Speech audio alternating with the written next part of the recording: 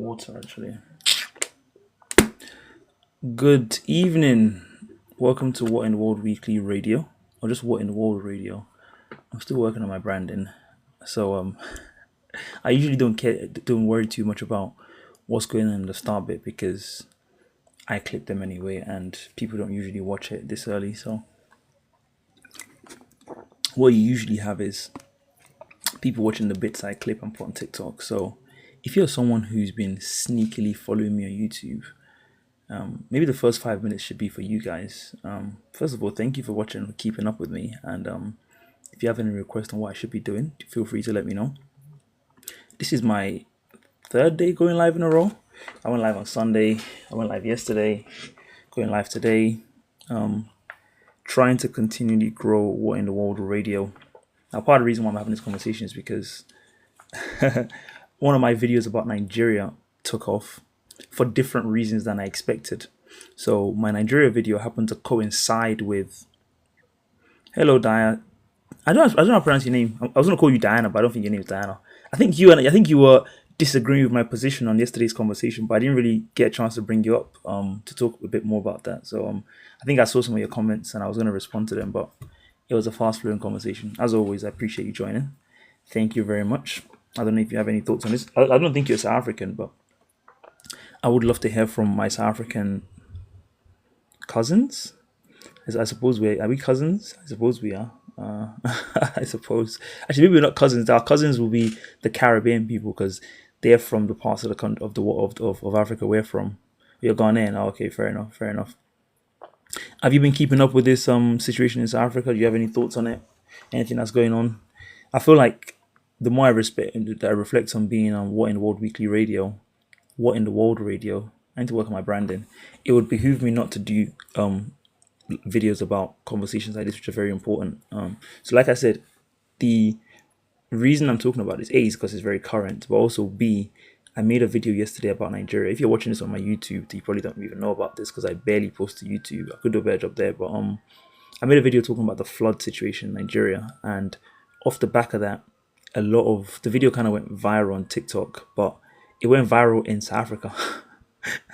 And a lot of South Africans have been commenting on that, talking about, oh my God, this place is so tragic. They can see why we wouldn't want to go back to Nigeria or whatever, stuff like that. They're having their fun. It's funny to them, fair enough. I was saying it to, derogatory towards Nigeria anyway, so fair enough.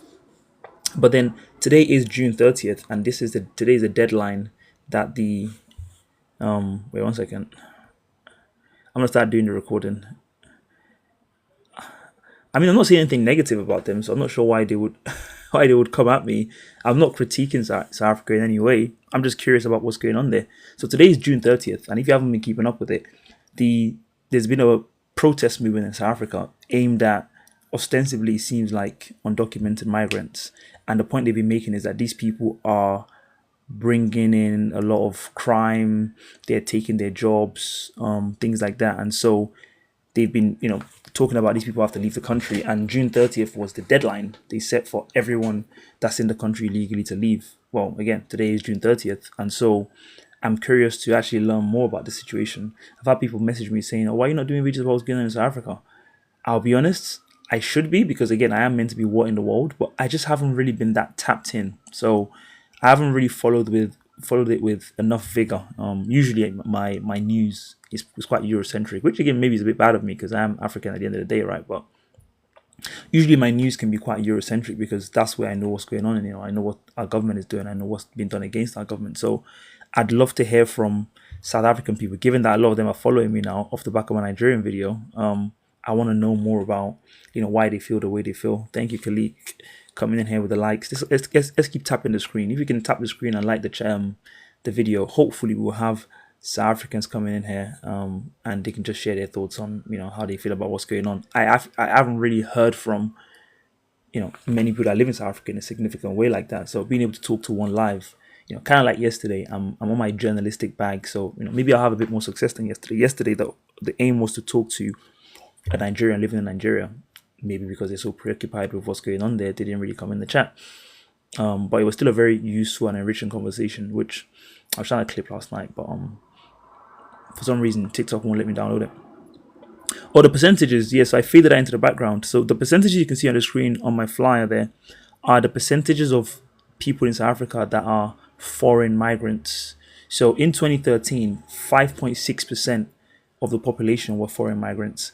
And 10 years later in 2023, it's actually dropped to 4.1%. So you've actually seen a reduction of 1.5% in the number of foreign migrants in South Africa. Now, I guess the counterpoint to that would be like those are the ones they're able to track and keep track of.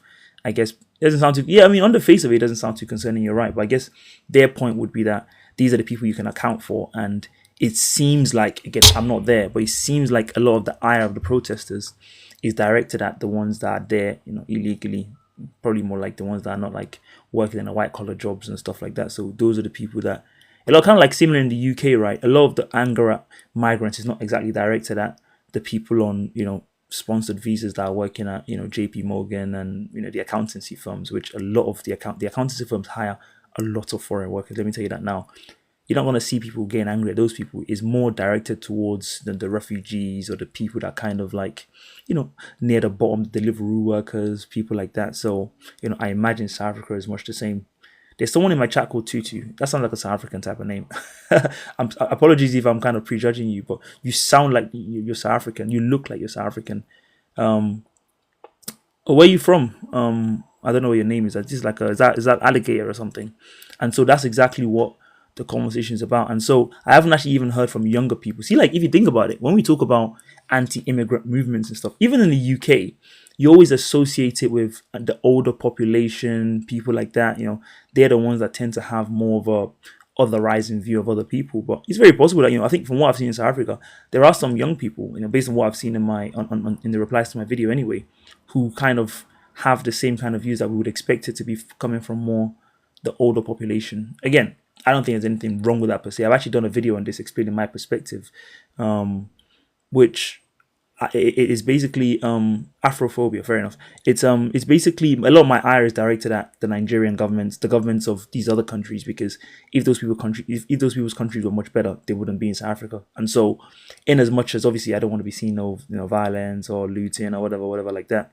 Do you remember when Trump says when the looting starts, the shooting starts? Hey, TikTok, I didn't say it. Trump said it. Do not take down my life because of that. I'm just quoting what Trump said. Oh, you're Argentinian. That's very interesting. Okay. Very, very cool. You want to move to Ireland or the UK? How come? What brings you to our shows? Glad to welcome you. Of course, I'm not saying that to say like don't come. I'm just curious to know. But yeah, in as much as I don't want to see any kind of adverse situation, violence, looting, blah blah blah. Ultimately, if in a world in which these people are like, it's our country, we don't want you here, go back to your own country. I don't love it, but I mean, I guess it is their country. If Malawi, Nigeria, all these other places, if they were welcome to our shows out, YOLO, I'm one of us, bro. YOLO, come on, man. I identify with the British. Come on, man. I love this country. I'm welcoming people personally. I'm taking it upon myself to welcome people. Anyway, I'm getting distracted. So in a world in which Malawi, Nigeria, Ghana, I don't know which other countries, a lot of them migrants are in South Africa. In a world in which those countries were very, very good, these people wouldn't be in South Africa. I mean, and again, part of the reason why the UK is boring. I mean, I have a good time in the UK. I don't really buy into this whole idea of like the UK being boring. I have a really very good time in the UK. Personally, obviously it's nice to go on holiday and stuff, but the way I think of people that always talk about, not maybe always, people that always complain about the UK being boring or this or whatever, I always think of it like, if you go on holiday, you're like a kid in a candy shop. It's nice for a bit, but you don't want that for a steady diet.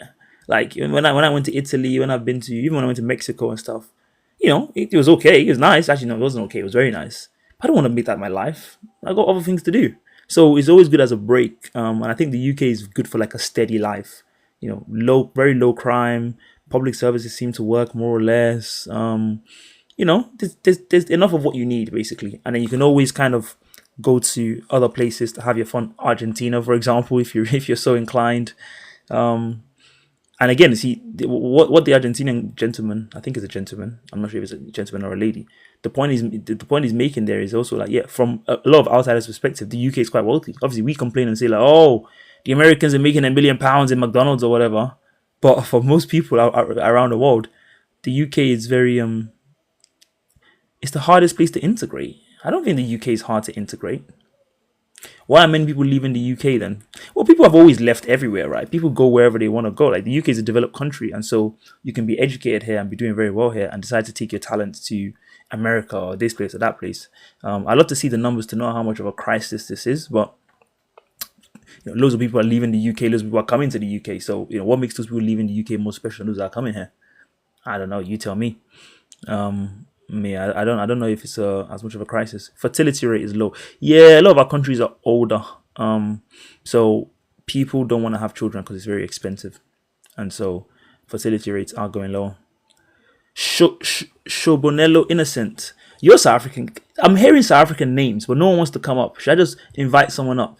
Guys, be brave. We're not gonna beat you. I'm in the UK, so I don't really care, honestly. I'm doing this as a journalist primarily, but that seems like a Shbonello. I'll just call you Innocent. I'm not going to try to pronounce your first name. I'm not even sure how to pronounce it. Let me just call you Innocent. Innocent, please come and join me. Don't be shy. We want to hear from South Africans. Kwanden Legos. Okay, let me see if this guy's South African. If you're joining me, I want you to be South African, please. If you're not South African, I might have to take you back down. I'll be real. Let me hear from this guy. Shabalala, what a lovely name. Shabalala is the guy that scored the goal at the World Cup that took South Africa through at the 2010 World Cup. I'm seeing South African names. Please, if you live in South Africa, I want to hear from you directly. If you live in South Africa, if you're just South African, I guess I'll start with that. I want to hear from you. I want to hear more about what's going on from a local source. So please come and share with us. We want to hear from you, and keep tapping the screen, guys. Up to 26 people, 27 people so far. Please tap the screen so we can get more people in there. I think the more you tap the screen, TikTok thinks we're having a great time, and we are having a great time. But that hopefully means that we're able to get someone that actually is from there, and we can actually hear from them directly. That would be the aim, because in as much as I enjoy doing this, I don't just want to talk at you guys. I don't live in South Africa. I actually don't really have much of a context about what's going on. Let me try and invite Mr. Innocent or Manga. Tutu, I think Tutu's South African. I'm just gonna go out on a limb and say she's South African. I think that's a girl's name. I'm gonna assume that. I'm gonna try and invite her. Let me invite Innocent. Let me invite, who else is South African here? Niswaza. I don't know if that's a South African name. Shame on you, and you regret this. Wait, so what? Who's gonna regret what? Who's gonna regret what? Thank you for the rose, DJ. I'm not sure how these giftings thing. I should start begging a bit more on here, shouldn't I? Centurion, who's going to regret what? Pebe. I think Pebe is South African. I want to hear from you. South I don't know how reductive that might be, YOLO. I don't know. Again, the South African situation seems quite unique and different. So the Iranian situation, again, I know more about the Iranian situation because, again, our country is trying to destroy their country. You better defend West Africa. I'll be honest. West Africa is not covering itself in glory right now. Obviously, I'm Nigerian. I don't live in Nigeria, thankfully.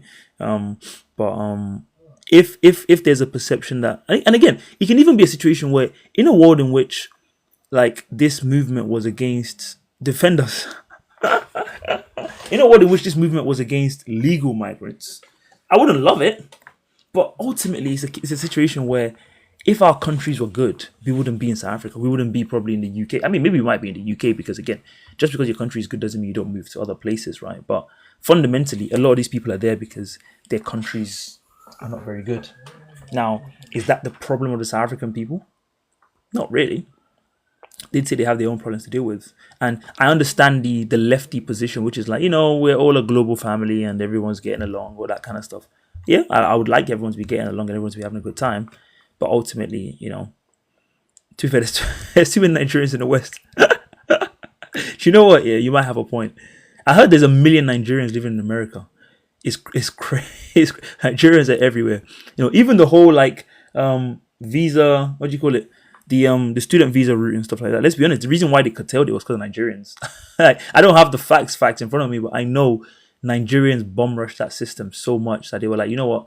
Let's curtail this. And again, there are more Asian people here, like Indian people, I think, overall than like Africans and stuff. But, unfortunately, people are just going where the grass is greener, And I've kind of moved past the point of saying, oh, it's because they impoverished our countries and blah blah blah blah. I don't think that's why. I think we're impoverishing our own countries. It's all our hands. So you can't really blame the Westerners. You can't blame anyone but ourselves. I mean, when I say ourselves, I mean our government, right? Because a lot of us don't have much power in our countries anyway, right? So if something like this is happening, then the right people to blame are the people that are letting it happen. And in my video, it says 400k. What did I read it saying there's a million Nigerians in America? Oh, maybe I got that wrong. My bad. I thought I read somewhere saying there's a million Nigerians in America. 400k sounds more about right though. The damage was already done. I don't buy this BS, man. I'll be real. I don't buy this BS. No damage was done. The money. I think there was a parliamentary report from the UK that said the money that's been stolen from Nigeria in like the 1970s. I think David Cameron said the UK wouldn't exist if that kind of money's been looted from the from the UK. Whose fault is that?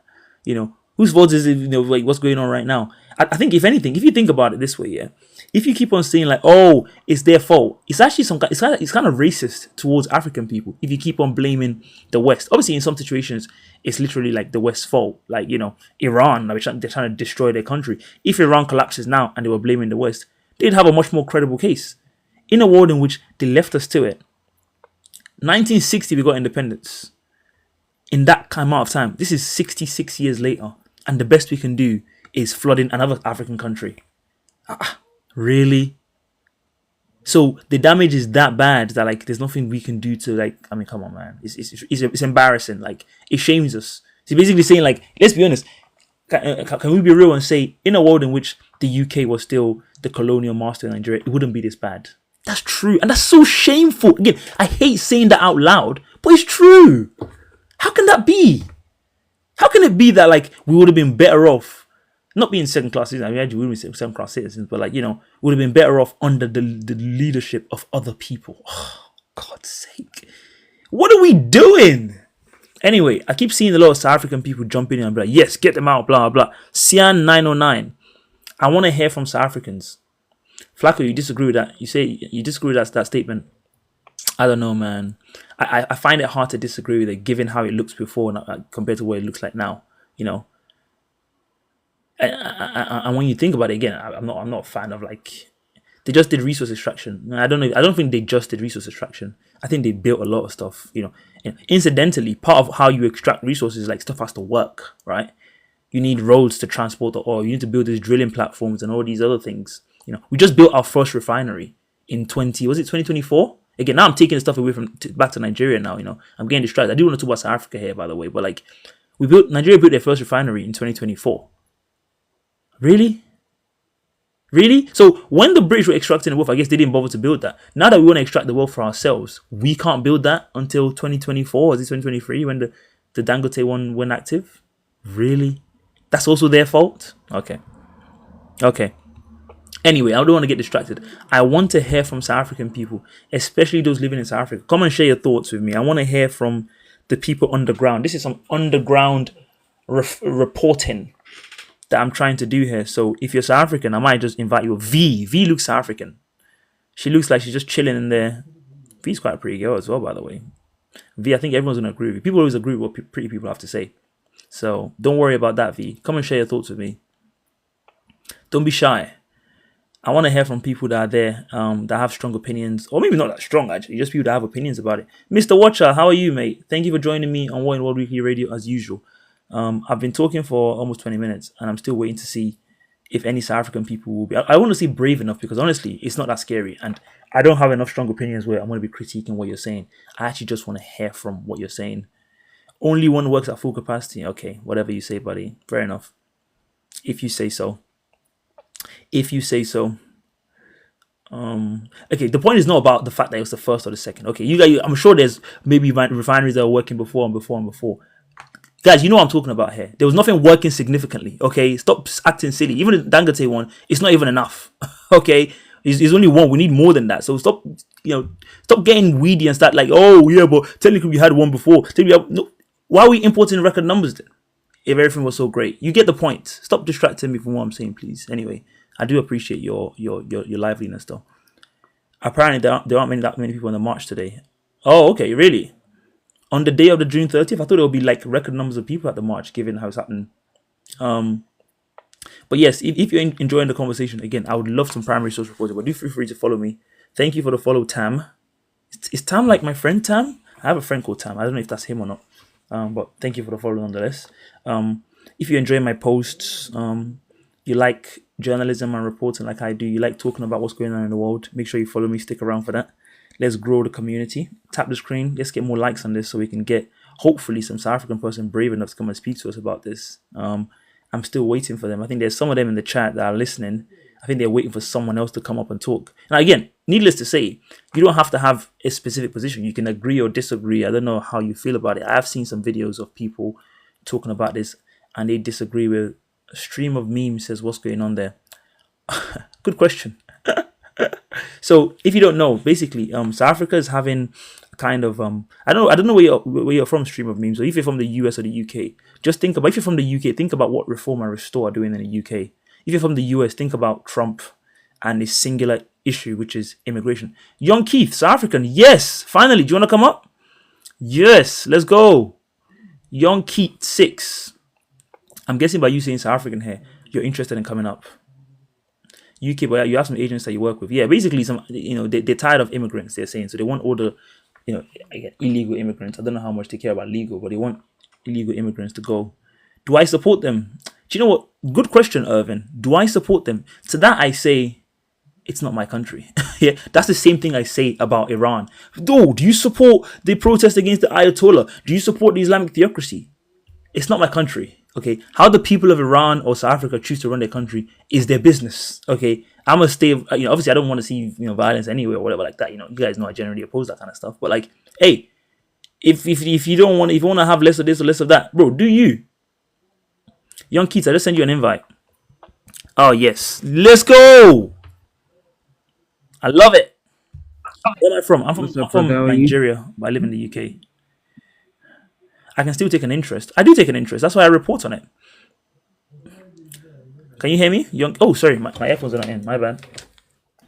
Sorry. Hello?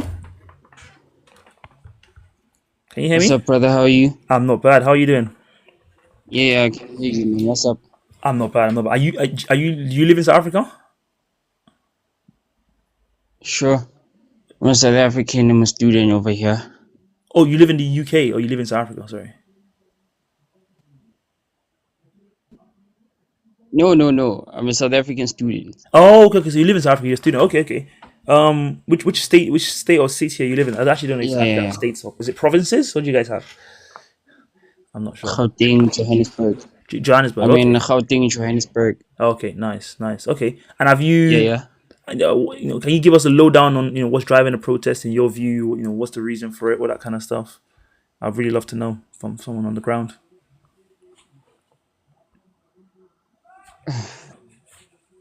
Hey, my brother, if you want the truth about, we have to like unpack the whole thing. Like, it's really broad, hey? Okay. And now, largely, this is driven by illegal immigration, Okay. drug trafficking, sex trafficking, and literally just crimes created by people who come documentation and then all of a sudden cannot be tracked because they aren't even legal. They aren't even like the state doesn't know that they're even there because So how? Wait. So you keep you you're, feel you're you're me? breaking up. I can't really hear you properly. I don't know where you are. If you could,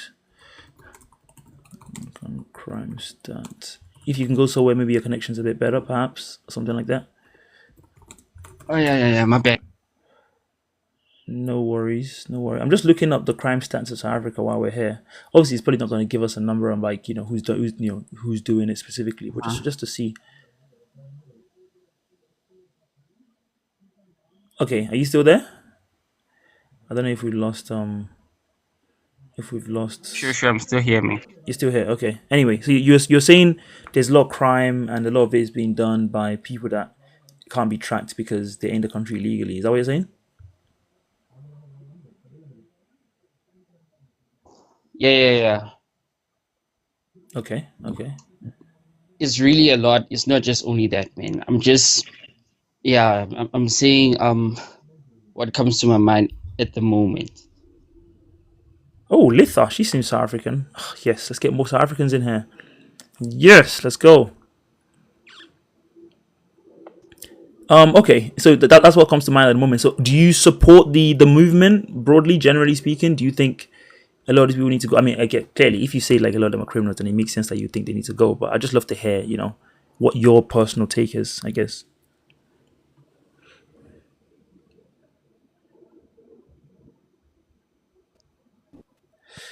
Hello. Fully support the Hi. movement. All right. Sorry. I'm sorry. I had to take Keats down. I think his connection is not the best, and I do need opinions. I'm sorry, Keats. Thank you for joining, though. But Okay. unfortunately, your connection is not the best. How are you, Letha? Am I pronouncing your name correctly?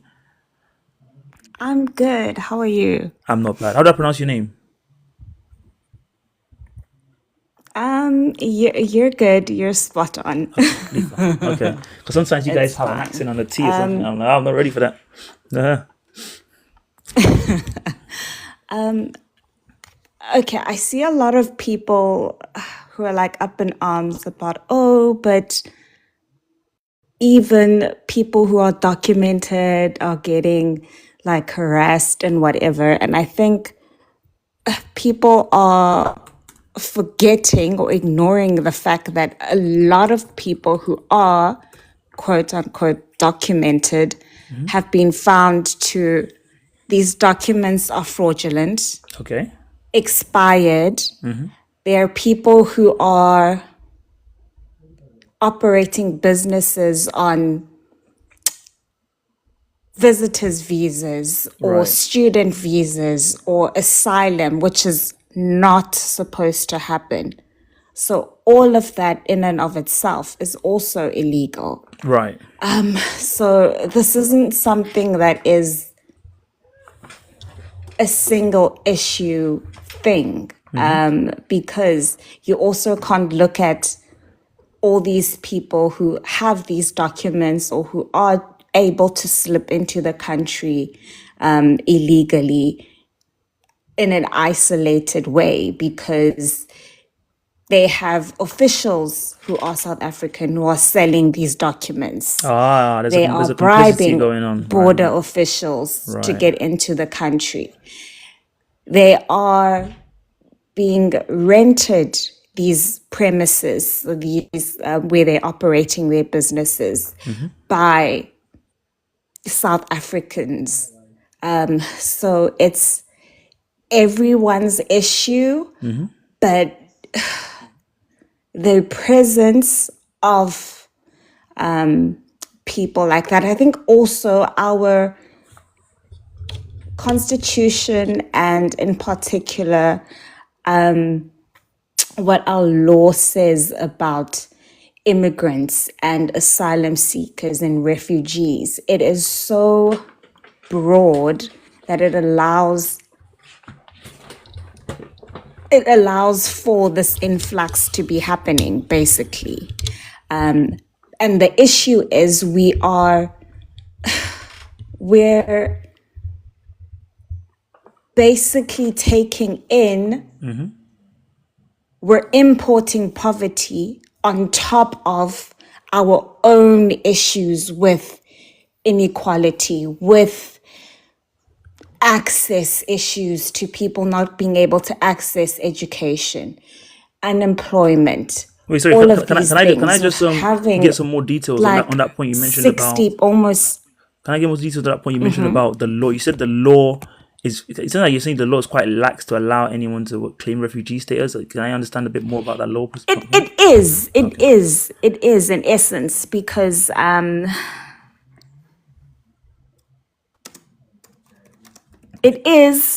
it allows for refugees to quite easily be absolved into our communities. We don't have like refugee camps or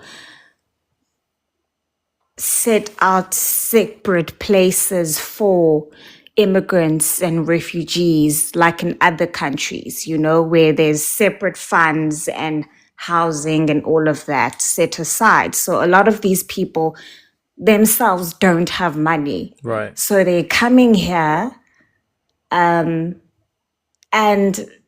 unfortunately, I'm putting it sounds harsh, but it's the truth. They're coming here and they're draining our social services. We have our own issues with people relying on social services, relying on grants, on social grants, Right. relying on public health care, relying on public schools, relying on the social grant, the unemployment grant, the 350. And now we have like close to 300,000 foreigners accessing those kind of grants, those social services grants, accessing that healthcare when we already have So clinics where just to add some more context to this, again, this is based on the UNHCR, so I didn't say it, but it says South Africa hosts around 167 to 250,000 refugees. Again, you might say that number is maybe higher than what they're officially reporting, and this is for a population of 65 million people. Now, again, I'm just trying to be a journalist here, right? It doesn't really seem like the dam is bursting here from those, based on those numbers anyway, Sha. Like, it doesn't seem like this is where the problem is in terms of like money. Again, I'm just based on those numbers. That's just the one. What would you say to that kind of those kind of numbers? Okay, I think what we also need to do is consider the fact that, like a lot of countries, we also have a whole lot of corruption, mismanaged funds. Right. All right. So on paper, we have all the resources, we have enough money to make things work. But South Africa is also in like the top 3 most unequal countries in the world. And that not good. is more prevalent, more than in any other sector, economically. Yeah, that's a good point. That's a good point. Socially, in the way Black people are living, in how much Black people are earning. So when we're importing an influx of poor people from other African countries who, for the most part, aren't adding to the economy. Right. Okay? Because if you're operating a business fraudulently, using fraudulent papers, you're not registered with SARS to pay tax from the business earnings. I do my hair at a Ghanaian lady's hair salon. Okay. That she's running out of her apartment. What part I of do Africa my do you live in? nails at a Sorry? Ugandan guy's salon. Okay, these are very informal, and you go into these places and these businesses that they mention. You hear all these people on the news and they're crying and, oh, our businesses, blah blah blah blah blah. They're not even hiring. You see, it's all foreigners. They're not hiring South Africans either. So it's not like they're coming here. They're opening these informal businesses and hiring people either. So they're not adding in that sense either. What part of South Africa do you live in? Sorry, if I may ask. I'm in the Eastern Cape. Eastern Cape, okay. Do you go to those people because they're cheaper, because they're informal? Because it sounds like you say you go to them. No, it's literally convenience. They're within walking distance. Oh, so it's not because like maybe they're having it cheaper because they don't have to pay taxes. I guess that is a thing in the UK as well. Where like, No. if you go to like a mechanic, a lot of them take cash so you can pay cheaper because they're not reporting that income. And I look away because it's cheaper for me, so I don't complain. Everyone's happy basically. But okay, fair enough. I hear your general. No, I hear your it's general literally just position. convenience. And so I guess my question for you would be: in a world in which we're referring to obviously there's an issue here where people talk about they're taking jobs and stuff. If this was documented migrants that were taking the white collar jobs, the EYs and the, I don't know if the EYs in South Africa, the the Deloittes and jobs like that, would this still also be a problem, or is it just because these are more of the, I guess, like you said, low quality? Like, you didn't say low quality, I'm saying low quality, but it's implied. Is that the main issue now? It would still be a problem, Right. because, as I said, we have issues with access. So, and access to higher education. So even people who are able to go to university, Yeah. graduate, and have those qualifications in business and STEM, in education and law and all of that. It's we have unemployed doctors, we have unemployed teachers, lawyers. So Right. it's, you see what I mean? And then we also have a lot of people who don't finish school, or who've never gone to school, or who have to drop out and just to go to trade school. But if now there's a lack of access or bottleneck in terms of getting into high paying jobs, and then there's, because of white monopoly capital, because of racism, there's barrier to access there. Right. And then you've got immigrants who are creating a barrier to access to these low level, entry level right. jobs, Okay. because problem. they are Okay. getting picked because they're accepting less pay. Less They're pay, right, okay. accepting terrible working And so conditions. final question before I get in. Do you get what I mean? I get it. I mean, we have a lot of the same conversations in the UK. Final question before I get Nonto in here. Oh, again, I hope I'm pronouncing your names correctly. I know you guys have accents sometimes on your names, but I hope I did that correctly. Final question for you before I get her in here. There's a stat which you can see on the background to my flyer here, and that stat basically shows that over the last 10 years roughly, the number of foreign immigrants in South Africa has actually gone down from 5.6% to 4.1%. Now that is from Statistics South Africa, which I got by way of Al Jazeera. How do you react to that? Does that surprise you, given your everyday experiences, or would you say this is not congruent with what you experience on a day-to-day or whatever? Okay. Like, I was watching the news earlier today as well. And, there's all these, but foreigners only account for 5 point something percent of the population, so they can't be the root of the problem, and all of this and all of this.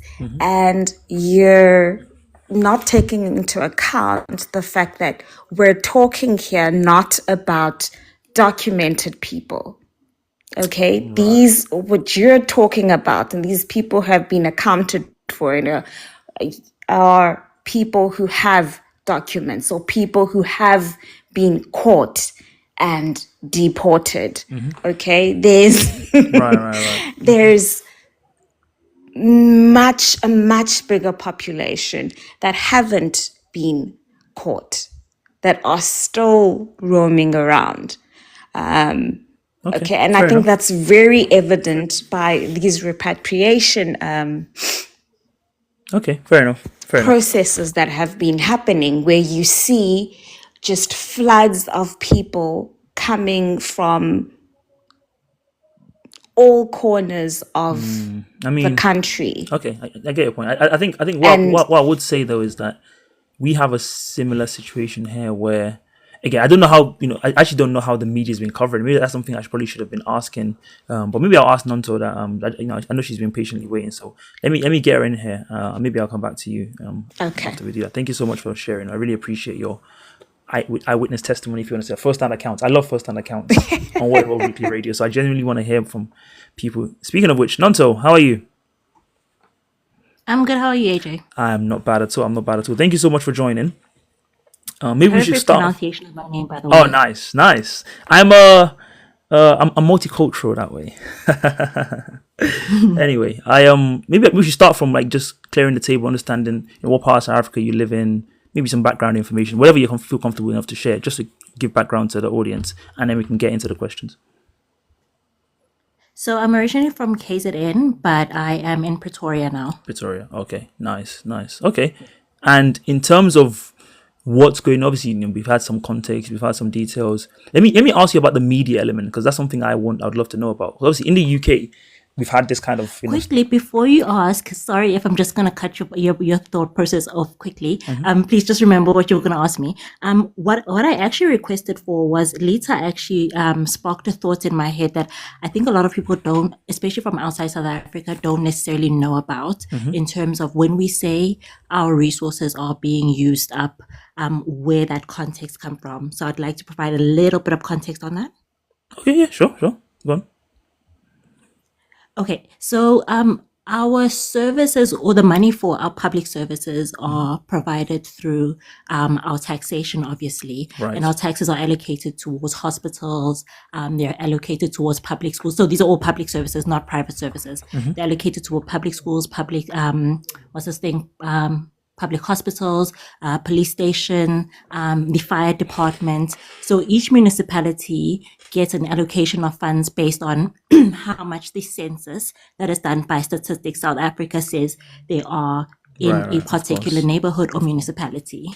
I was lucky enough to be one of the participants who volunteered to do the census in the last census, which was in 2022, if I'm not mistaken. Okay. And unfortunately, I think just due to the fact that they do not like necessarily interacting with government representatives, Right. I found that in the neighborhoods that I worked in, a lot of undocumented people didn't necessarily want to participate in the census just because obviously they are Documented, yeah.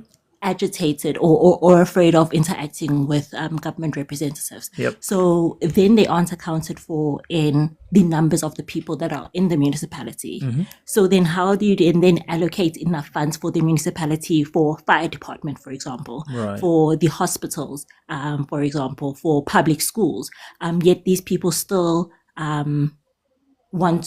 they have to, because public education, healthcare, access to the police station and fire departments, those public services are considered human rights in South Africa. Right. So the government is not allowed to, whether you are documented or undocumented, refuse you that service. So it is a tough thing to then plan for as a government when these people aren't accounted for. So would you say the main issue here is that there'll be enough money if those people were accounted for, or would it be maybe something like there's some government officials, I don't know about your area, where that kind of money they actually really keeping for themselves and these services are being chronically underfunded?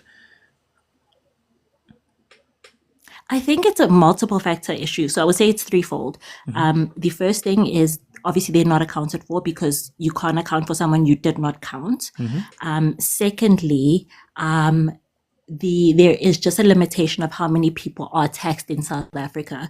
Lisa did mention that even the people who are employed in South Africa who are undocumented are in informal sectors, cash in hand businesses. Yep. So they also do not participate in paying taxes towards then the public purse. And then the third thing is then obviously corruption.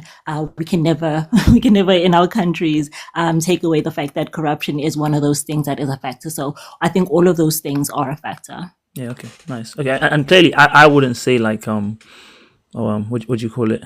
Like there's always multiple facets to any problem, right? And so in a world in which, let's say I guess the way I'll put this is that I understand why people might be angry about that, even if it's not going to be the overall fix. But in a world in which all the illegal immigrants were somehow miraculously, removed from the country, do you see the country actually getting better, in your view? No. So illegal immigration is not our only issue. I think our major issue, even within the illegal immigration issue, is corruption, Right. state looting of funds. We have a very high, what is it? I think it's a 60% youth unemployment rate. Oof. And then when you factor Not race in there, Right. it is a lot higher for The blacks. African natives. I think we are at a double-digit unemployment rate if you don't even factor in the youth unemployment. So yeah, it's not going to solve any of our issues, but I understand where the frustration comes from. Especially, this is anecdotal, but I have had a change of mind in terms of where I come from in terms of Oh, okay. the illegal immigration issue as well. So I was one of those people, I think about 2 years ago, who I was just like, xenophobia is wrong. It's undocumented immigrants are not using our resources, which it sort of is true.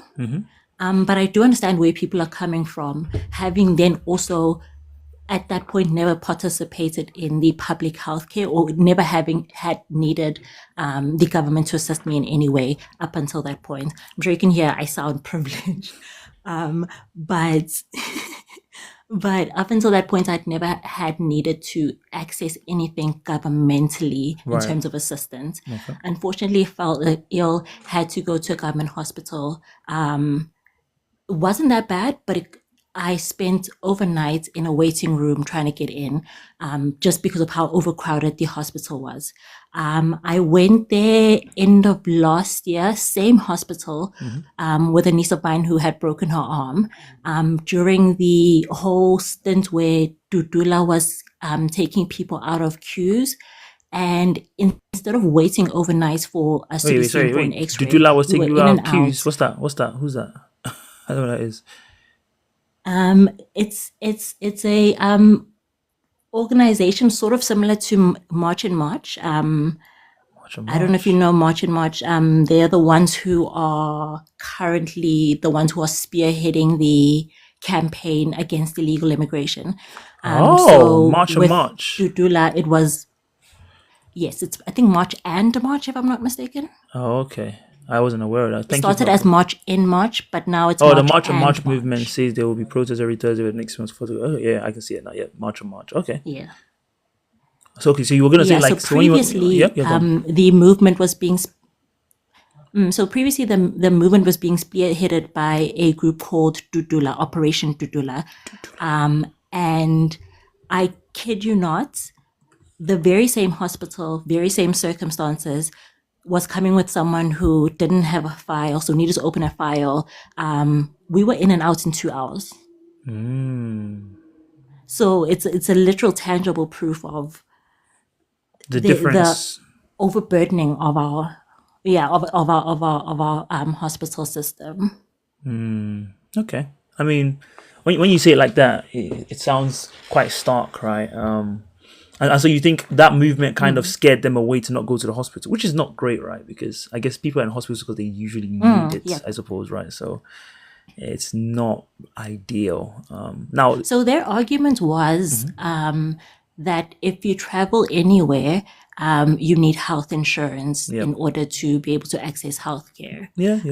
And because our constitution was drafted at a stage that where I think our country was very optimistic about Pan-Africanism or just about embracing the rest of the world. yes.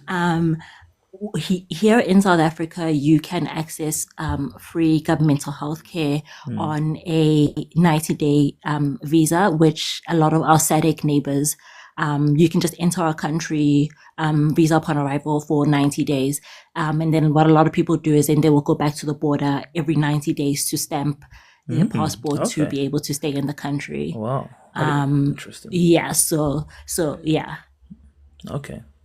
So now because you had that experience, now you feel like, okay, you can see how much of a problem it is, and you kind of agree with yeah. I mean, personally, I as a person, obviously as a human being, the points been made about people are fleeing desperate situations, etc. But I'm not South African, right? And I feel like if it's your country and okay, these people are there illegally and stuff, it's not great. It's not an ideal situation. And like I made a video about this earlier, and my irritation was more at the governments of these different countries, like Nigerian government, of Ghanaian government, I think Malawi government. Like if these countries were good, these people wouldn't be in South Africa. And that's really where my anger is directed at, because they're embarrassing their people, really. Like, those people are leaving because they've made it so bad that these people don't really think there's anything that can be done here, so that's why they leave. Before I ask you the question about the media, reminder, guys, if you're enjoying the conversation, make sure you follow me. I try and do stuff like this as often as possible. Leander's saying 100, she's agreeing with all that, she's co-signing T and all that stuff, whatever. Make sure you're following me. I try to do more stuff like this, just talk about what's going on in the world, try to keep it global. Today we're doing South Africa, and I wanted to ask you, maybe to ask you, Tonto, about the media. How's the media covering it? Because the reason why I asked that is that in the UK, we have kind of a similar situation where a lot of people have been agitating towards, illegal immigration or against illegal immigrants, and all that kind of situation. Saying we have small boats and stuff like that. But I've been talking about the strain on public services and things like that. Sometimes it's like a bit of a hype. Like, they always try and do it with crime as well, but there's not really much strong evidence. There's not really much evidence at all, actually, that like people that are here illegally are participating in that much more crime, because those people actually can be tracked, because the UK is a surveillance state. So trust me, the government knows who you are and where you are if they really want to. How has the media been covering this? You guys have cameras everywhere. Yeah, exactly. We have a lot of stuff everywhere. Have they been more sympathetic towards this, the doula movement? Have they kind of played it more like oh no, this guy's just Afrophobic, blah blah? What's kind of been the media kind of coverage of the whole thing? So I've seen a number, I think I would say a large amount of media houses are covering it as Afrophobic and xenophobic. And then you'll have like one or two. I was actually listening. I was very surprised at where I heard this perspective, because it's Radio 702, which happens to be a very, how would I put it? A very commercialized radio station. Right. Okay. They more so lean towards supporting capitalistic means. Right. But I was very surprised this morning to hear them cover the protest as much as we don't understand, or we're not necessarily co-signing everything that the protesters are doing, or the methods that the protesters are doing, but there needs to be accountability that is held by our fellow African leaders, who, instead of taking accountability for the economic issues that have led to people having to come to South Africa in such masses, are making South Africa, or giving South Africa a bad PR name internationally, as opposed to acknowledging that there's a reason why all your people are here. So yeah, I would say in mass, it's the people are Afrophobic, but one or two media houses, especially the SABC, are covering this in I think a more nuanced way. Fair enough. And the reason why I asked that is that obviously the media has a very powerful role in being able to shape people's perceptions on these things. They can choose to selectively cover stuff. We actually complain about that a lot. Even our media here, like the government-owned ones, they have a habit of selectively covering when migrants do stuff. Sometimes it's not even migrants. A lot of them are even British people, just because they like foreign, like Somali, British, or whatever, British Somali or something like that.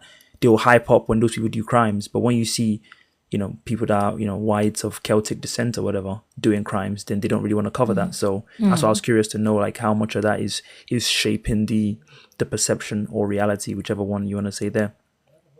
Fair enough. Good stuff. You know what I actually found interesting? Yeah, what's up? Apparently, the Malawian president has been in South Africa for the last 3 weeks. Really? For a personal visit. A personal visit. Yeah. Get comfortable, why don't you?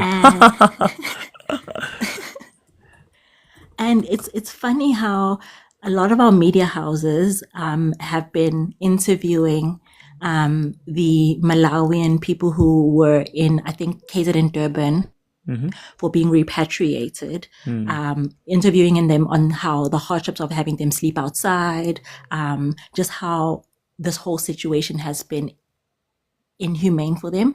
But no one in our media houses thought to even interview the Malawian president, who is in South Africa, to ask, what are you saying with all your countrymen sleeping outside, asking to be repatriated? Yeah, I mean that just shows the kind of, I guess, apathy that these people have. And again, they're the ones primarily that are embarrassing these people. They're the ones that are putting them through all of this. If Malawi was a much better place, they wouldn't be in South Africa. They'll be in Malawi. And that is a shame to people like him and the other people in his cabinet and whatnot. So I started the live stream saying, like, I don't have strong opinions either way because, I'm not South African. I don't even live there. And B, I'm trying to imagine a world in which Nigeria right now is a failed state. So if someone came into Nigeria seeking refuge, that'd be kind of funny because you might be running towards the thing you're running away from. I'm laughing because that's so dire and true. But in a world in which, like, you have a situation where people from, I think Nigeria borders Mali and all these other countries, if they started coming into Nigeria, because they're fleeing some kind of, situation in Mali or whatever, I don't know, it would be hard to get like angry at them from the perspective that, like, I'll just be like, if these people weren't here, the government would not be doing anything for us anyway. So, fair enough, like, that is some resources that's being used towards those people. But I'll just be like, I mean, let's be honest, before they were here, what was the government doing? Not much. So how am I meant to believe that, the reason why everything is so bad is because, these people are here, and if these people were not here, we would all be living in a paradise? I don't know if I believe that. But I wonder if you see a situation where this kind of movement, and maybe I'll go to Letha before I come back to you on this question. Letha, I want to get your take on this. Do you see a situation where this kind of people power movement, because again, I'll be honest, I should point out that there has been some violence and looting, which is not great, obviously, and that's very sad. But ostensibly, what you're seeing here is a very grassroots movement of people forcing the government to make significant concessions on issues that they've been talking about, it seems like, for a decent amount of time. Do you see a situation where this can now be used to then go further and ask about some other concessions that the South African people would really, really need? Do you see that coalescing into some kind of political movement that can actually benefit South African people more generally, or not really? It's not that organic. Someone said the movement's not that organic. Letha, can you speak to the organicity of the movement first before you answer the second question?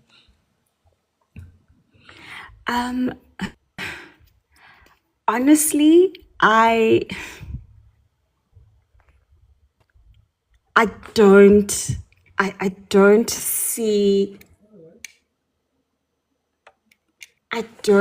that happening. At least not in a real tangible way, like you're mentioning. And that also goes back to, because of the way this is being framed by the media, going back again, where it is a rush to demonize what is happening, a rush to infantilize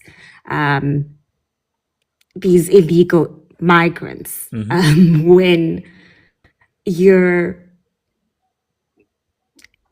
you've committed a crime. The second you are in a country illegally, whether that is by overstaying your visa, having fraudulent documents, or having bribed your way into the country, you are a criminal. So it's this rush to infantilize, and I'm seeing in the comments as well where people are like, countries in the West are telling their citizens not to come to South Africa. South Africa is going to suffer. Your tourism is going to suffer. And just rhetoric like that, like Unonto was saying as well, where it's this notion of, we need to protect brand South Africa. Right. And my biggest issue is this brand South Africa that we're protecting is a fallacy. There's nothing to protect. So if the government would actually forget about that, but and actually try and fix and build, we'd be getting somewhere. So, for example, I don't know how many people know this, because I myself found this out just this week. Okay. We've been trying to ease the strain with this mass migration that is happening into the country. For example, we had an agreement with the government of Lesotho where they need to pay us for their citizens who come into the country specifically for healthcare. I think this agreement is from like 2019. Fact check me. I am not sure about the actual time frame here. We are now owed like upwards of 12 million for the Lesotho nationals that we are seeing for free in our hospitals. And so do you think that 12 million pounds or dollars or whatever, do you think that's kind of part of what's causing the issues you might have with healthcare in South Africa? Yeah, because I'm saying it's things like that where we're saying, okay, we're trying to recoup in some way. We're trying to still be empathetic and still be extend kindness and empathy and warmth, because we are understanding of the situations that bring people here, right? But we're not being met halfway, even at those governmental levels. Do you know what I mean? Where we're making concessions and saying, okay, well, it's clear we're not going to be able to stop this happening. At least compensate us so that we know we have a budget, some sort of budget for your people, and your people will come in and help, and the money you're paying will help to alleviate the strain on public health, There was a documentary, a news piece a few years ago about children from Swaziland who walk in between the two countries to come to school and then walk back, because it's like the borders are non-existent. So I know people are like, oh, borders, blah, blah, blah, blah, blah, blah, blah, blah, It's just a Trump conversation. Like build a wall. Is that what you're saying? Is that what you're saying? Not like build a wall. It's not like these borders are... Exactly. It's not like we have these massive giant walls or anything up. Do you know what I mean? Yes. School children are walking back and forth.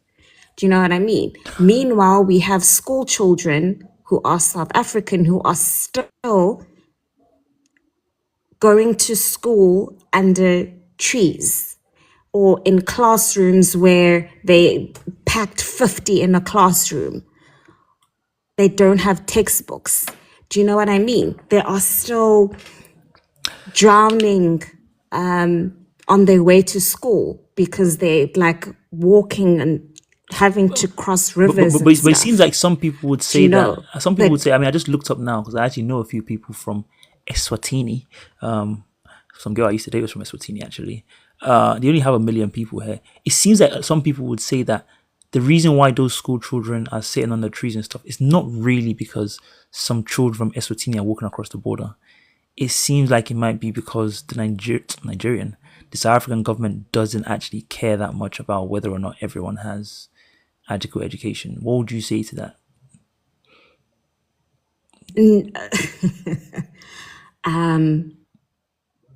I think the not caring part would be where things like corruption come in, where, tenders go out, schools aren't built, bridges aren't built, and things like that. Right. So sure, I understand that.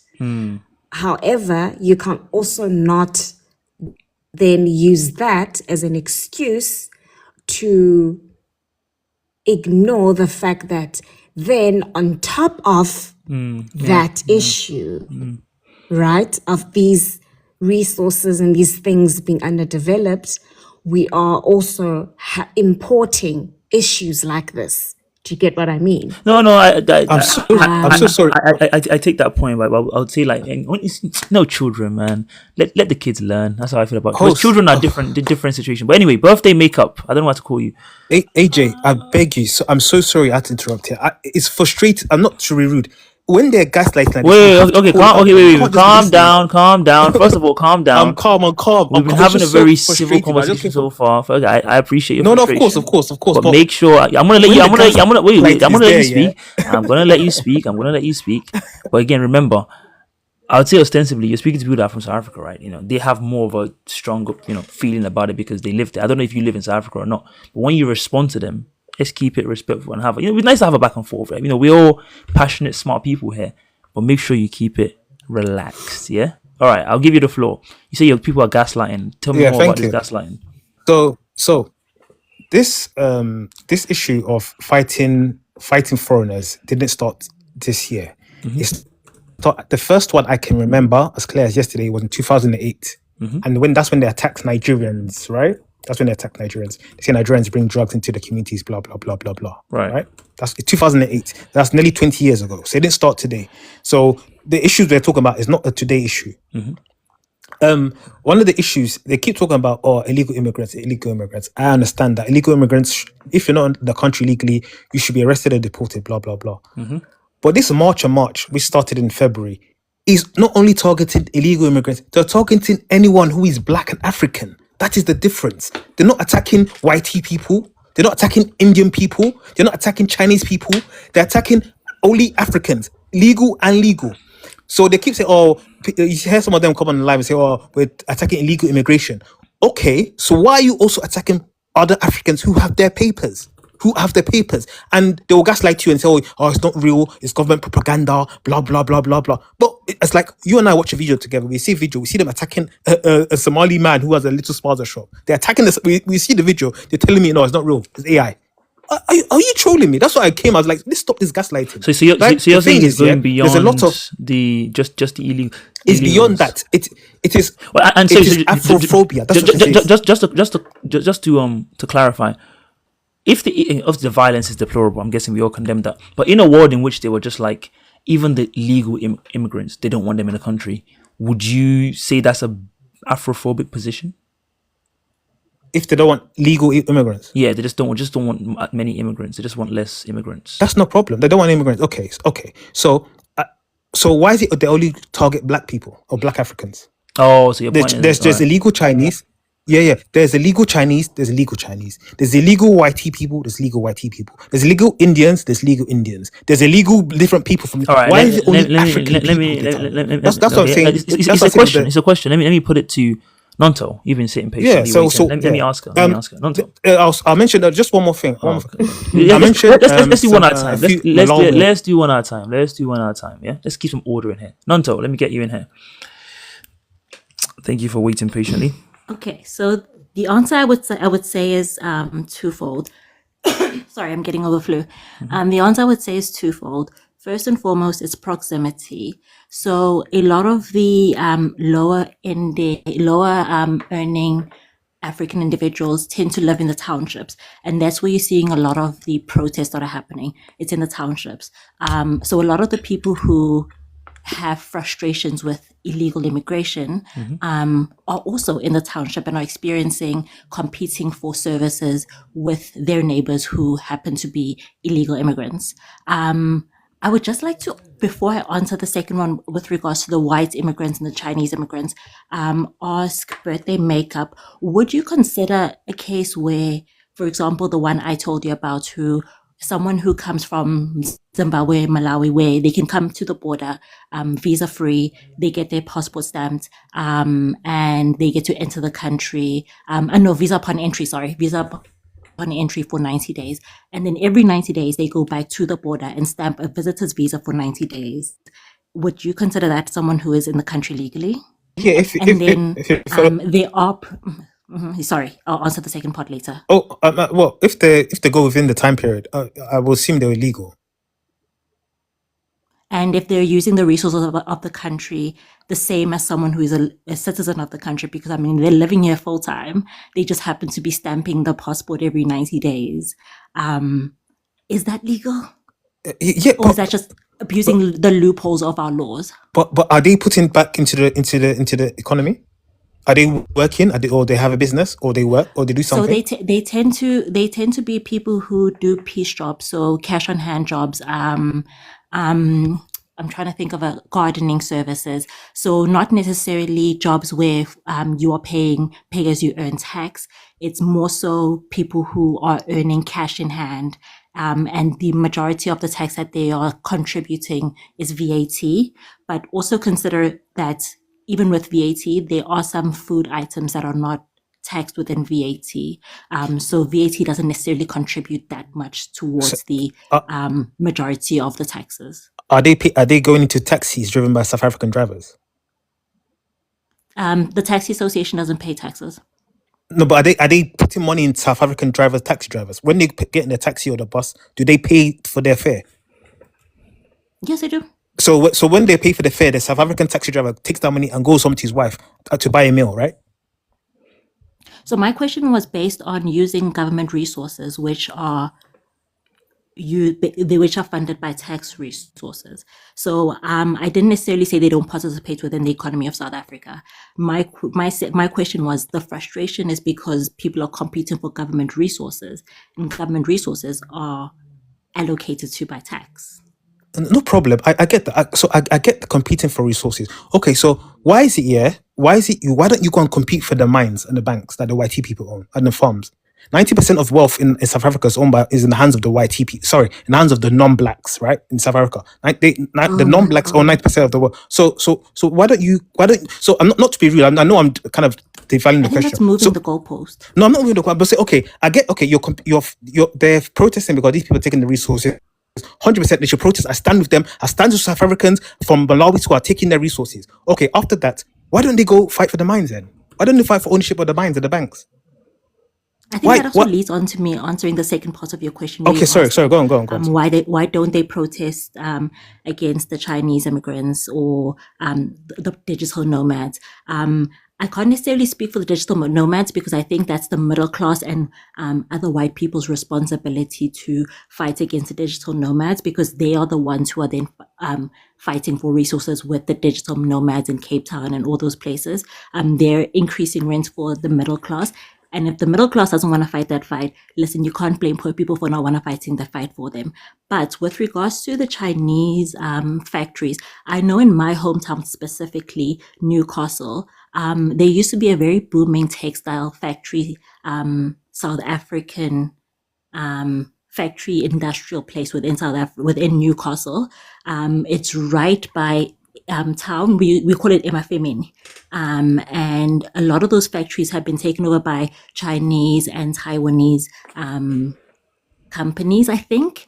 And there was a strike today at the firms with the Taiwanese in Newcastle. Why was there a strike? They started from a place called Matateni, went through to the firms, and right to the CBD of Newcastle. So why was there a strike? Sorry. When you say, so the strike was because a lot of the factories are now owned by Taiwanese people, and they're not paying people,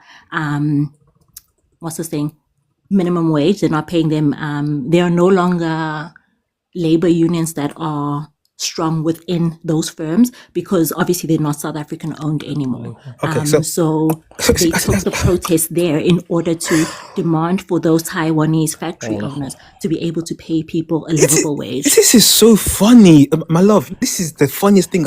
You're confusing me. Okay, so you guys are fighting and unaliving Malawians that have spaza shops here, but the Taiwanese people. Which Malawian was unalive? So there was a few weeks ago. There's a few Malawians and that were spaza unalived. shops are owned by mostly Somalians and Ethiopians. Okay. You guys are fighting Somalis and kicking them out for saying they shouldn't own spaza shops, they shouldn't do this, they shouldn't do that, right? But the Taiwanese people are not even paying your people minimum wage, but you're not fighting them. You're only going on strike. But I just gave you an example. No, you're only going on strike, but you're not coming out with.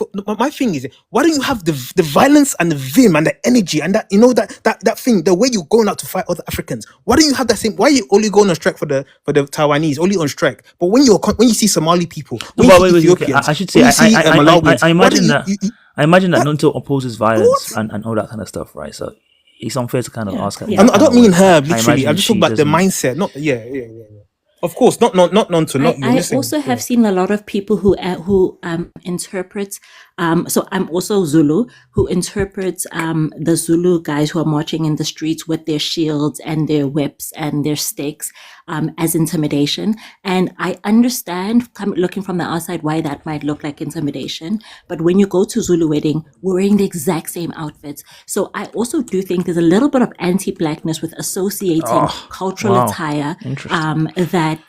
that we wear for even weddings. I mean, they wear the exact same thing. Though I know when I get married, for example, I'll be gifted a knife and a shield, as well as Wait, a wait, wait, spear. what if you marry a Nigerian man? So we will observe his culture. So with I our was just weddings, we have joking. 3 days of weddings. Oh, Just okay, just okay, joking. okay, okay. Yeah, so we'll observe his. We have the wedding at his house, the wedding at my house, and then the like formal white wedding if you want one. But Nonto, So yeah. when we observe at my house, I will get the things that look intimidating from the outside perspective. If you don't know the cultural, I think the cultural history of why, or the cultural context of why I'm wearing those things. So when those guys are marching in the streets with sticks and pangas, I don't necessarily think they're doing it to intimidate anyone. Now, obviously, if you're going to provoke them, they're going to use those sticks. But Nonto, this is what I it's said not earlier necessarily intimidating. about the gaslighting. Yes, not to be rude, but this you're gaslighting me right now. I've seen the videos where they've been Okay. attacking people, even with their shield, whatever. They've been attacking people, hitting people. I've seen the videos. Like, sorry, not I'm saying this is the gaslighting. Like, I'm seeing it. I'm watching something with my own eyes. I'm seeing it. They're going about attacking foreigners. They're asking people for the papers. As the Malawians say, I'm here legally. They still slap the man in the face. I've seen these things with my eyes. Okay, so let's go back to the spaza shop. The spaza shop that's owned by the Somalis, yeah, they say he shouldn't own the spaza shop. Okay, I understand that. So when are they going to go to the mines and take ownership of the mines or the farms? When are they going to do that one? After the spaza shop here, when are you guys going to go to the banks and take ownership of the banks that the YT people control? When are you going to do that? When are you going to go back to Cape Town and take ownership of Cape Town, which is your land? When are you going to go to Oriana, where BLK South Africans are not allowed to go? Land in South Africa, where other BLK South Africans are not allowed to go. When are you going to go to Oriana, is it Orient or whatever they call it, and take over the land? When are you going to do that? 115. See, I don't think that's a fair question, because what would happen if I respond and say, when all the immigrants leave South Africa, we'll have space to sort out our problems? I don't think that's a fair question. So at why didn't you all. start? Why didn't you guys We start can the YT focus on people? multiple Then? things at the same time. But why didn't you start the Focus YT on multiple people? things at the same time. But why didn't you guys start with the Indians and Chinese and YT people? Why didn't they start with that? Why did they start with the other But I think I Africans? did explain it's proximity. Proximity to a spaza shop. No, people are fighting for what they see as issues within their immediate community. So someone who is fighting for a space at the government hospital, their concern is not who owns mines in Rustenburg. It's Their so concern is disappointing, South survival. Africans, man. No, I was just I mean, disappointed with you I guys. mean, That you guys, it's one of the most saddest things. But they make After up to adjudicate the conversation.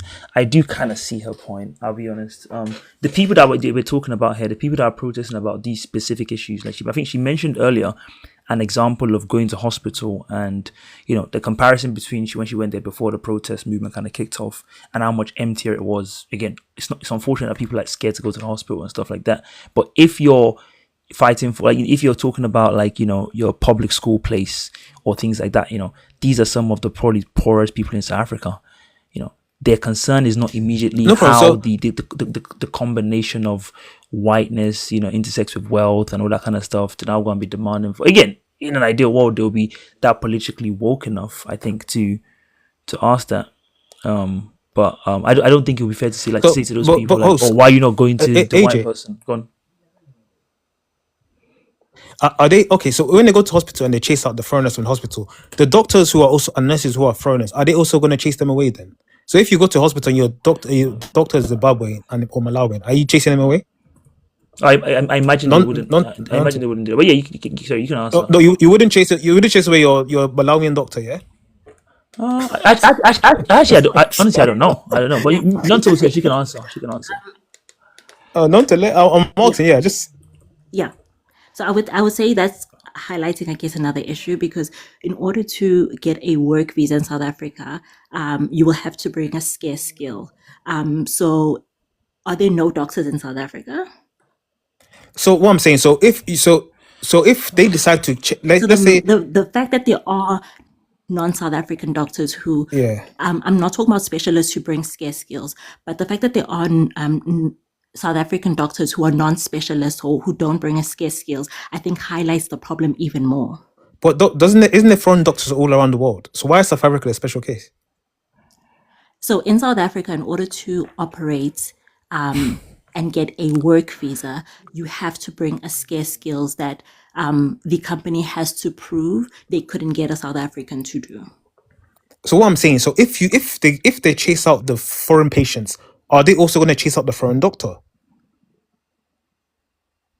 You're not understanding me. I understand. I'm saying leave that aside. He's being deliberately obtuse. No one's been deliberately obtuse. You're not answering my question. You on purpose, I understand. You're saying that because even in the UK, I have a friend whose mother has been in the UK and Saudi Arabia as a nurse since we were in high school. This is like 2009.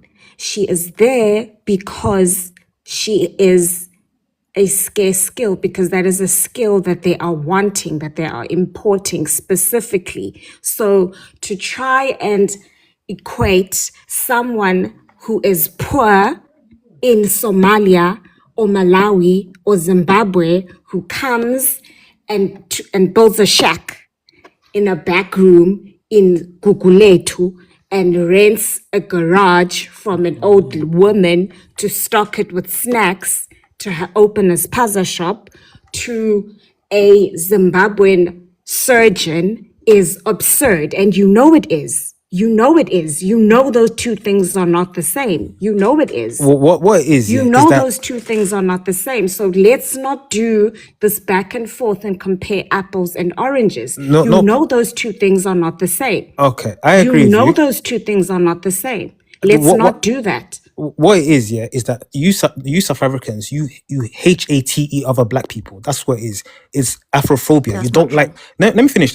You don't like other black people. That's what it is. You have Stockholm syndrome from apartheid, and your children and your grandchildren have inherited that Stockholm syndrome, and you pass it on as we don't like immigrants. No, bro. Let's call a spade a spade. All these trying to be gentle and talk gently, it doesn't matter. People have been unalive, bro. Let's not do that. People have been unalive. So we can say, let's be gentle. People have lost their lives because of these things, right? Not all of South Africans. It's a bit of a personal. It's a bit of a personal attack to say like the not them, not the ladies. I don't know them. I'm talking even if you're talking about South Africans generally, like they actually did go through an extremely traumatic situation with apartheid, right? Like being second-class citizens in your own country, and to now bring that into this and say, oh yes, now they're like Stockholm syndrome, like what do you call it? I don't know if the phrase I'm trying to look for here. How else would you describe it? How else would you describe it? I think that's quite offensive. Did we? No, but how else would you describe people that have no anger or vim towards people who own all the wealth in the country? No, I'm sorry to cut you off, but I've been listening to you be extremely rude and passive aggressive to Unondo, and just making convoluted points that don't make sense to try and victimize yourself. The fact of the matter is, if you are in a country illegally, you are a criminal. Point blank, period. It doesn't matter whatever situation you come from. If you are in a country illegally, you are a criminal.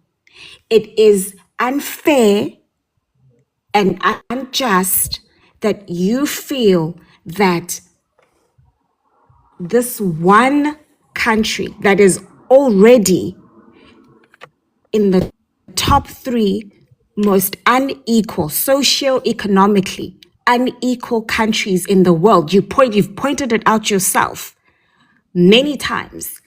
The 7% white population owns about 80% of the wealth in this country by design. Okay? We are dealing with things like that. So for you to think that it should be okay for us to just accept mass immigration and import poverty from the rest of the continent and not take into consideration what the consequences of that will be on this already fragile socioeconomic situation that we have in this country is unfair. It is unfair. And all of these countries, you ask these people, you are getting on a plane from Nigeria, you are passing so many countries. You are sitting in a 3-day taxi ride from Malawi to come here. You're passing so many different countries. That is a choice. You are coming here because you know that here you are protected. Here you get to South Africa, you are able, because of our laws, you are able to abuse those laws and access things that in any other country you would not be able to access. So let's also not act like it's intentional to come to South Africa.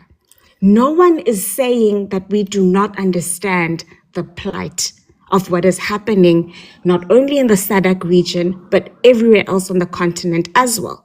In Nigeria, in Congo, in Ethiopia, everywhere else. No one is saying that we do not understand what is happening, or that we do not feel that All right, those countries should get the help and support that they need. What we are saying is we do not have the capacity to keep accepting immigrants So is it even who are not in a position to also help our economy. even legal? That's what I asked you all earlier. right, Even legal. Why are they attacking all right, legal forms one of second. immigrants? I want to summarize and clear the table here. The time is 1:26, so in a couple minutes or two, there are some people that have requested, so I'm going to clear the live and just refresh. Thank you so much to all three of you for joining me. Nonto, I really appreciate your contributions. Lita, I really appreciate your, I don't know, your concision, poise, the kind of background and context you've both been able to provide to the from the situation. I appreciate that. I think ultimately, birthday makeup, what I would say is that, okay, I'm going to move past the comment about the Stockholm syndrome and stuff. I wouldn't say that moving forward. That's quite an offensive thing to say to people that have gone through such a traumatic situation. But beyond that, I think the way Lita put it is, whatever's going on in those countries, of course, it would be nice if they cared about it. It's not their concern. Legal, illegal, whatever. The people of a country have a right to be like, even if they don't want one immigrant, okay, maybe it's not the most palatable thing and it's not maybe practical in this world or whatever. You just have to respect that. Like I said at the start, I think again, I would say my IR is for the governments of these places, Nigeria, Malawi, whatever these places might be. Ultimately, if these countries worked, people would be going to South Africa. That's how I see it. And so again, I get the point that yes, all white people that are legal, whatever. Even if in a world they were like, we want less legal immigration. I think Japan or whatever, they enforce really tight rules on legal immigration. Does that make them racist?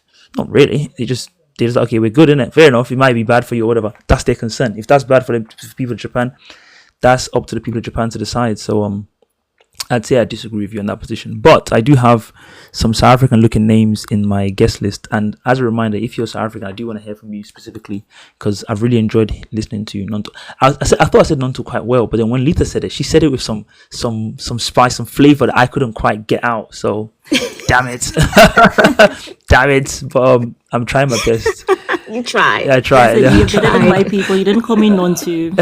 No, I mean, I can say the words in front of me. So thank you so much to you both for joining. I'm going to drop you both to the guest now. I'll bring on a couple more people just to get as many fresh perspectives as possible. Thank you. Really appreciate hearing from you guys. You ladies, Bye. should I say. Bye. CB, I pronounced that correctly? Yeah, it's correct. Yeah. How are you? CB actually, not CB. See, I always think good, the how M are is you? meant to be quiet. So I don't end up pronouncing the M, and then it's not meant to be quiet. Louder. It's loud. Oh, Mommy. CB. Oh, okay. I thought it was like CB. Oh, okay. CB. Oh, my bad. How are you doing? Yeah, good. I am good. How are you? I'm very well. I can Thank you so much for having me. I came here to support Nondo and the other South African lady. I feel Lisa. like South Africans have been trying over and over to explain why they are having these marches, and I feel like it's so very much unfair that they are only being covered on the negative part of what these marches have actually transpired to be. It's all for me. I am from Swaziland. I'm not from South Oh, Africa, okay. but now I am in Germany. So I grew up in. I was born and raised in Swaziland, but I am from the border gates. So which means for me, the closest town is in South Africa, not in my home country. So I am crossing the border constantly. But I've never crossed that border without my passport. Why not? Because I have my passport and I'm proud to be Swazi. So why can't everyone else do that? Grab your documents when you go to other people's countries. Right now, I am in Germany. I came here with my passport. Why don't people want to be traceable? These things that South Africans are talking about are very important issues. Um, some of the speakers here were saying, "Oh, why can't you just go and to Cape Town, to Orania, or whatever?" They will start by sorting out issues they are in proximity to them. In Swaziland, if you go buy groceries in South Africa, if your grocery is above 800 rand, you have to pay tax. We do that. We take our cars, we go buy goods, we pay taxes. Why do you need to be so cheeky about all these operations? Each and every country need to have a sovereignty. So right now, people who are undocumented in South Africa are running into our country because it's also one of the countries without laws where people just come in, buy documents and live there. And it's so much painful to watch. I am in Germany right now, but I think it is within our cultures not to feel okay with being away from home. So I haven't even tried a process of where to think that, oh, I might stay in Germany forever. I want to be German. No, I am Swazi. I want to go back home. I'm taking my education here and in Italy, and I'm going back home. But the thing is, it's Nice. so uncomfortable to see that where I'm going back, there are people there buying citizenship illegally. They go there, these Pakistan people or whatever nationality who are trying to do things illegally. It's so painful to watch, and I feel like within the southern region, like there is so much growth to be done in within our government to protect us as citizens of those countries. Like it's literally so painful. So I feel the pain of South Africans, and I wish people could actually take feelings away from it and stop taking it as if, oh, why are you killing us? Oh, excuse my language. Why are you aliving us? Of which we haven't seen even more reports on that. People are just trying to be so stubborn and not wanting to follow the laws, but you are definitely wanting the South Africans to be held at a very high moral campus. Why? You are a crime in their country, but you want them to do the right thing by following the law. Why can't you do the same thing? First of all, you are supposed to be the one who is following the law because you're the one who is not in your country. The people who are illegal in South Africa are the ones who are supposed to actually make sure that they are legal themselves before being attacked for not being illegal. So if you find people attacking them for being illegal, why then now the goalpost is shifting that, or it's the South Africans that needs to be doing the Legally, upholding of the right, authority law. the legal way. So it's so biased. That's my 2 cents. I really appreciate it. Thank you so much for sharing that. Really appreciate it. I'm gonna get I thank you for joining as well. I love how passionate you are about going back to Swaziland. Why is it? Can I ask? Is it meant to be Swaziland or Eswatini? Because is it like offensive if we say Eswatini? Actually, it's not offensive. It's Eswatini now, but it used to be Swaziland. But it's the same thing. Like Okay. it's the same thing.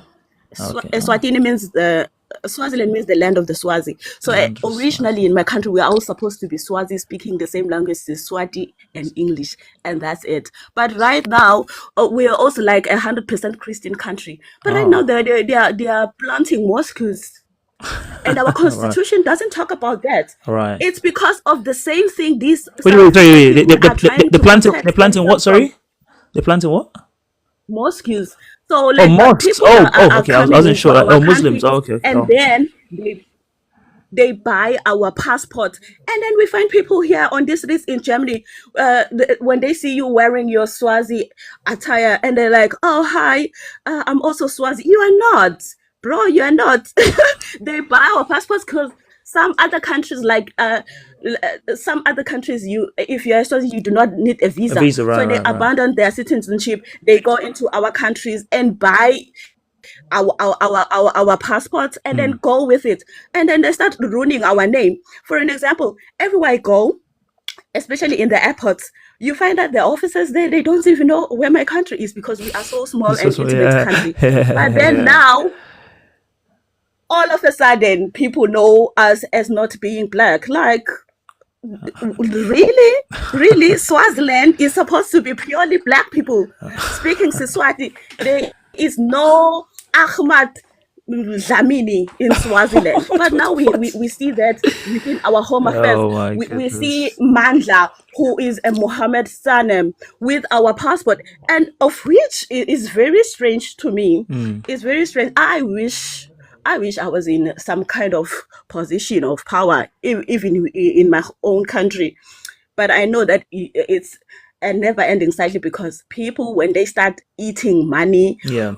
excuse me, from corruption, it now becomes so deadly, like what is happening in South Africa as of now. Oh, fair enough. Okay, thank you so much for sharing your thoughts. I'm gonna drop you back to the audience. Really appreciate it. Thank you for coming on. Hope you're able to stick around for the rest of the conversation. Hope you're enjoying it. I'm gonna speak Right, to. I'll be listening. I know, worries. Thank you so much. I'm gonna speak to the other two. Oh, by the way, someone asked me to pronounce their name, and I do know how to pronounce. Let me see. What's the name? Dickalady. See, I feel like I say it like a white person. I want to say it in the way MCB would have said it. Dickalady. Dickalady. Okay. See, I can say it with the words, but again, there's a even the way you guys roll your R's and stuff, like I can't quite get that rand. Rent. Oh god. anyway, moving swiftly on. Is it Zara? Who came on first? Was Savior? I'm gonna get Savior and then get Zara in there after. Savior, how are you? Hi, I'm good. I'm good, host. Thank you for bringing me up. I'm a South African. Oh, nice. What part of South Africa do you live My in? name is Ntombi. Dombi. Yeah, thank you for that. Dombi. I'm looking at your theme. What is going on in South Africa? What's going on in South Africa in your view? What would you say is going on? I think what is going on in South Africa, to be honest with you, in my view, is that we are finishing off what our people or our freedom fighters were started. So we are finishing off that. Okay. The freedom battle. fighters However, from which era is that? Sorry, I'm just to understand clearly. Do you mean like the apartheid style type those people? yes, apartheid. Apartheid. Okay. Now the problem is that I think at this point in time is that it has been interjected by a lot of issues. So we're trying to continue with it by trying to eradicate some of the issues or challenges that have impacted it. Like currently, we are unable to deal with the white people because there is a lot of people that have just jumped in and included themselves and just making the entire issue, or they just contaminated the entire challenge. So we're trying to just get rid of them before we can be able to continue with the fight. How would you, if I can ask you a personal question, in terms of that racial wealth disparity? Then obviously, again, I don't live in South Africa. I've never done so before, so I'm not sure exactly how it kind of shows up. Like for you personally, day to day, how noticeable is it if you're as a South African person that racial wealth disparity? Look, I am a almost 50-year-old woman. I lived in my country. I've experienced a lot of, I've lived, I've known, I've seen how things have been happening in my country. So I know how it has been for me to not have services Right. compared to the white people. I know how it has been not to. I know that in my life when I was living as a child, simple things as being just having services like running water, Right. post delivery, like simple things, man. I know, I've seen how things have been in my country in as a child. Right. I know how I have been scared of a police person, a police official, seeing them as something different. I know how has it been for me not to easily access services like shopping. I needed to take a taxi, take this. Everything has been an effort for my parents and myself. Right. Right. You Right. know, Yeah.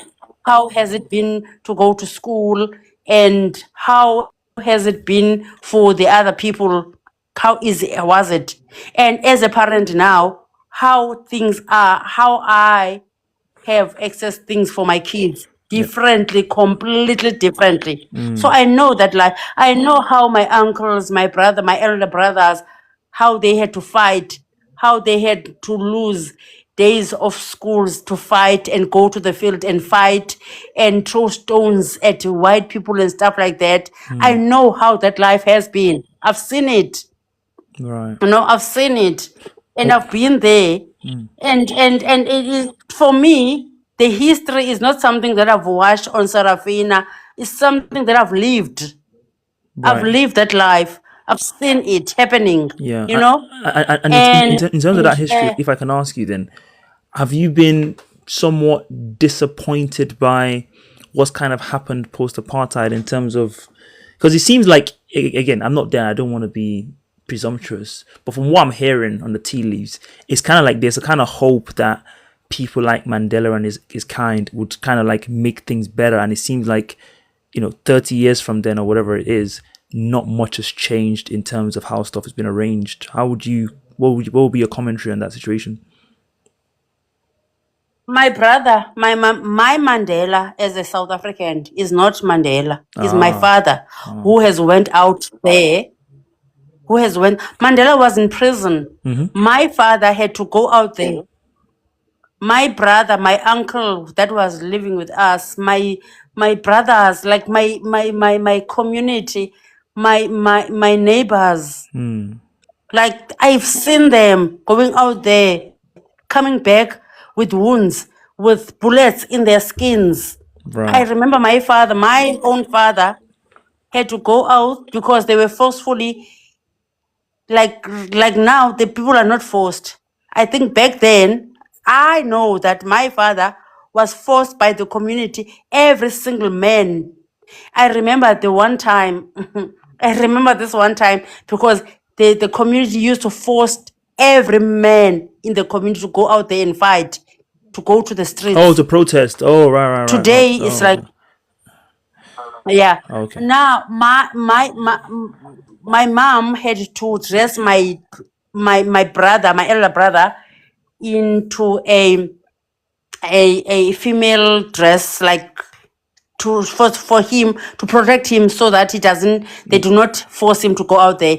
My dad had to go out there. When my dad came back, he had 2 bullets in his skin. Wow. And those bullets,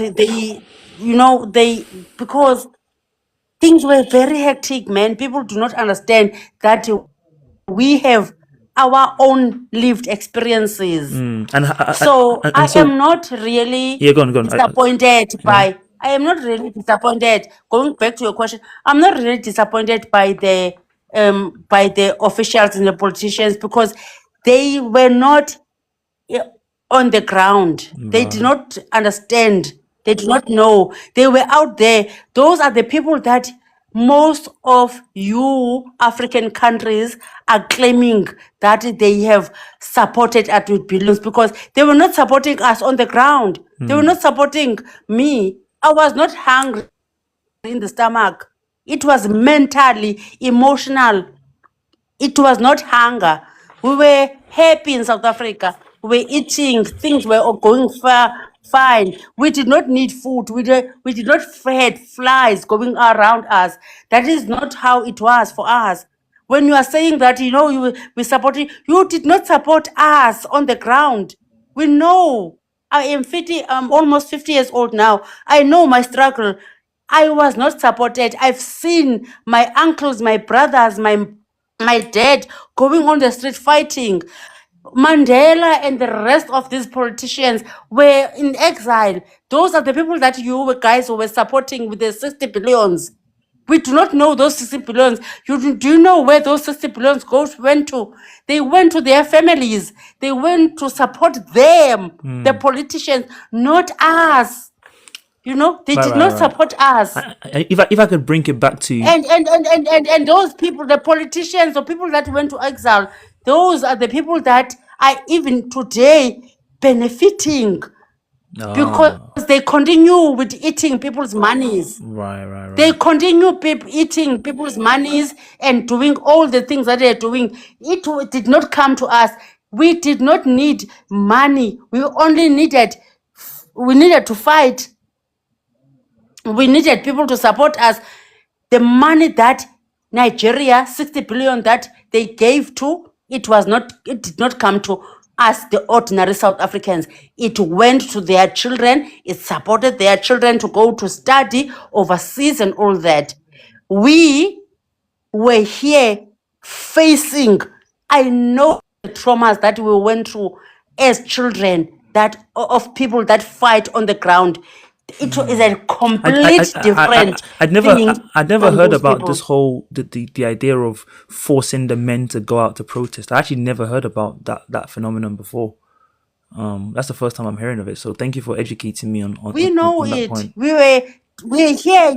No one knows about it. You all claim that you know our history. We know our history. Wow. And so if I gone back to what we're talking about today, how much do you blame, if there's like a blame pie, if you imagine, or blame pap, you guys have pap, a blame pap, not pie, how much would you say belongs to the kind of issue of illegal immigration, that kind of stuff, and how much would you say belongs to, the kind of Mandela class of black people who were not really part of the struggle and are still continuing to exacerbate the problem now? If you could divide that pie, how would you go about dividing it? Repeat that for me, please. So if there was like a blame pie, like how much blame do you put on the illegal immigration that's causing a lot of the problems today versus the kind of corruption and the government elites who continue to loot the country? I'm not sure if I understand your question. I think it's too much, but what I can tell you is that I think the politicians that we have today, especially in our cabinet, and the people that we have, they are on. I think when they got into those positions, they didn't really get. Please correct me if I am going off in terms of your question, and bring me back. Right. I think what is happening is that as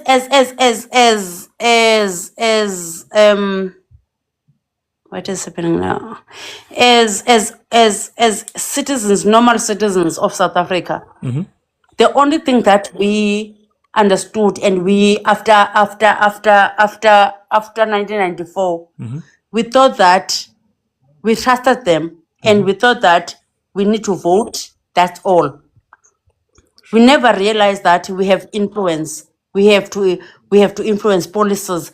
We have to take part in a lot of things. We only rely on them on everything. We Right, thought that they got us. They got us Yeah, because they was sort of, they understand our plight. We understand our plight, and our role is just vote. So to continue to vote, and they can continue to understand us and make things happen for us. That is our mistake.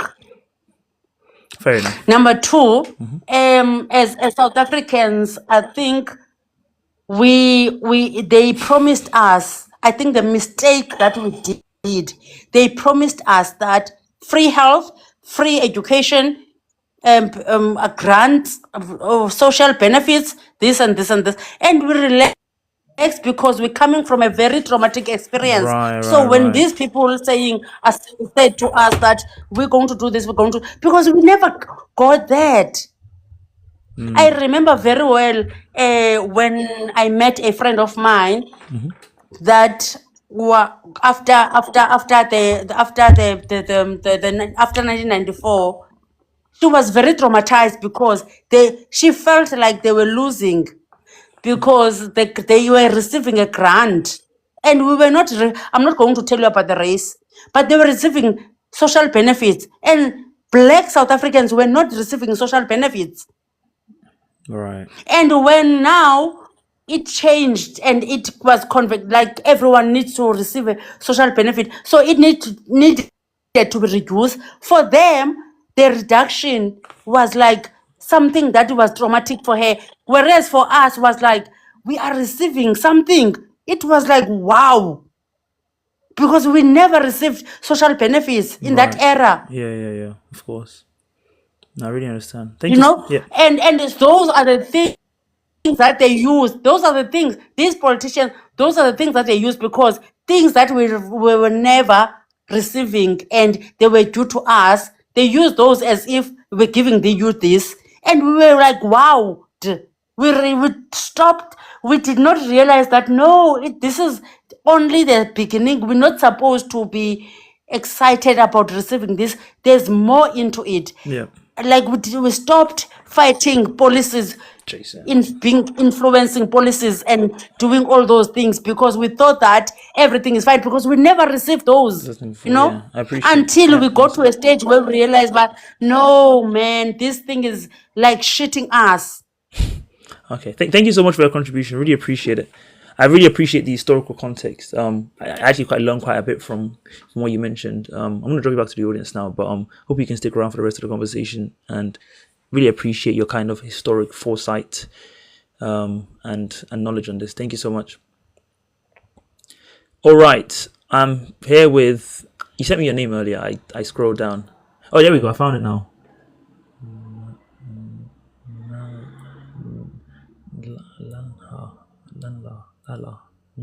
Oh no! Give me a second. I'm trying to read it carefully.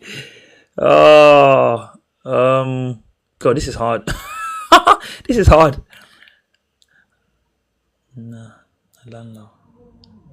Oh, Nalanlo. That's it. Yeah. Is it Nalanlo? Hello? Are you with me? I don't think she's here. I think she might be away from. Oh, wrong.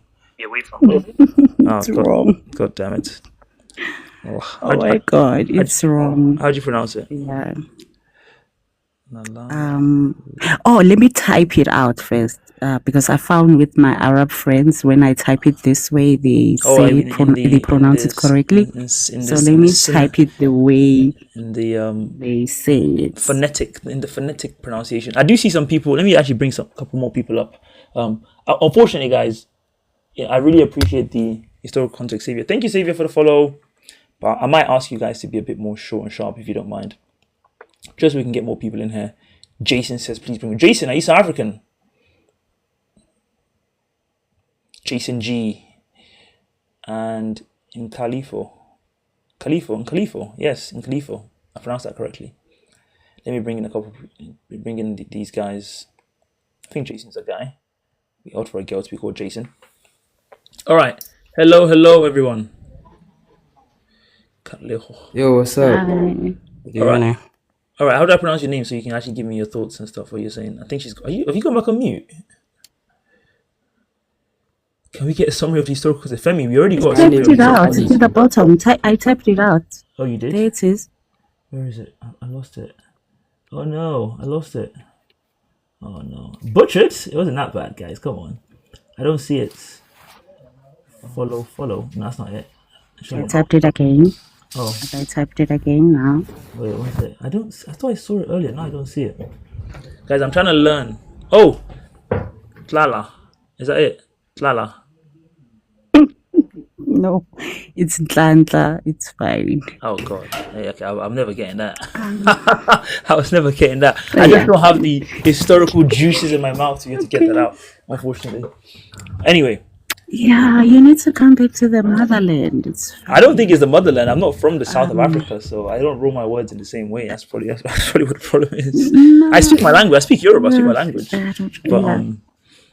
I think you guys. Oh my God, you're Yoruba. Yoruba. See, I wouldn't say it like that, but close enough. Yeah, our R's are very rolled. Anyway, tell me about what's going on in South Africa. It's currently winter in South Africa and it's cold. That's what's going on in South Africa. I love that, yes. Winter in the summer makes no sense. It's June. It's one of the hottest times of the year. What do you mean it's winter? Yeah. Not for us. We're in the middle of our winter. Yeah. So what's going on in South Africa? We are currently the it girl of Africa. Mm-hmm. We have everybody talking about us like we are just amazing, you know.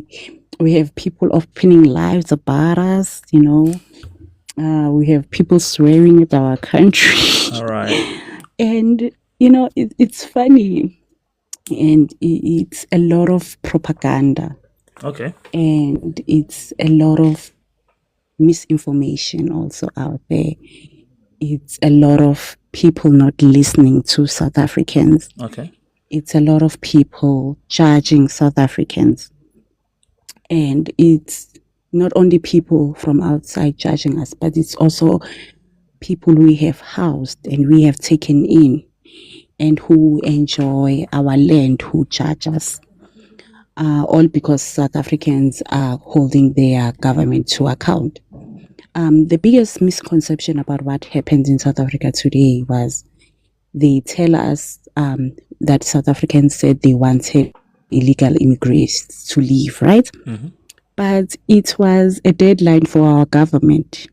It was South Africans were saying to our government, we have a illegal immigration issue in South Africa, mm-hmm. and we want you to come to the table and tell us what you are going to do to address it, and we are giving you June the 30th to do something.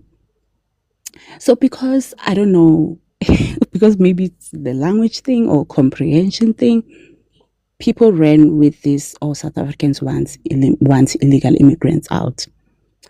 Okay, they ran with it, and then they were spreading misinformation. People were unalived. Nobody was unalived. People are being lynched. Nobody is being lynched. Oh, there's looting. There was no looting. So we are faced with, yeah. Because the thing about, you know, social media is we have people who recycle old videos and they tell us this is what's happening currently. It's people who use AI in a lot of their misinformation, right? It's people who claim they are being hurt by South Africans by us just saying, please go back home. We don't need you in South Africa. It's people who have businesses in South Africa illegally who are being told to go back home, and South Africans are attacking them by saying that. So it's a point where there's a lot of manipulation, where when South Africans are saying, as a our African brother, you come to South Africa and you have a business that you're operating in a sector that is reserved for South Africans, then me as a South African, I'm a bad person for telling you that you are not supposed to be operating in that sector. In South Africa, just like the previous speaker said, there's still a lot of inequality. This is what people are not getting. And what I've noticed is they have put South Africa in this standard where they are comparing us with your USAs. They are comparing us with your Europes, right?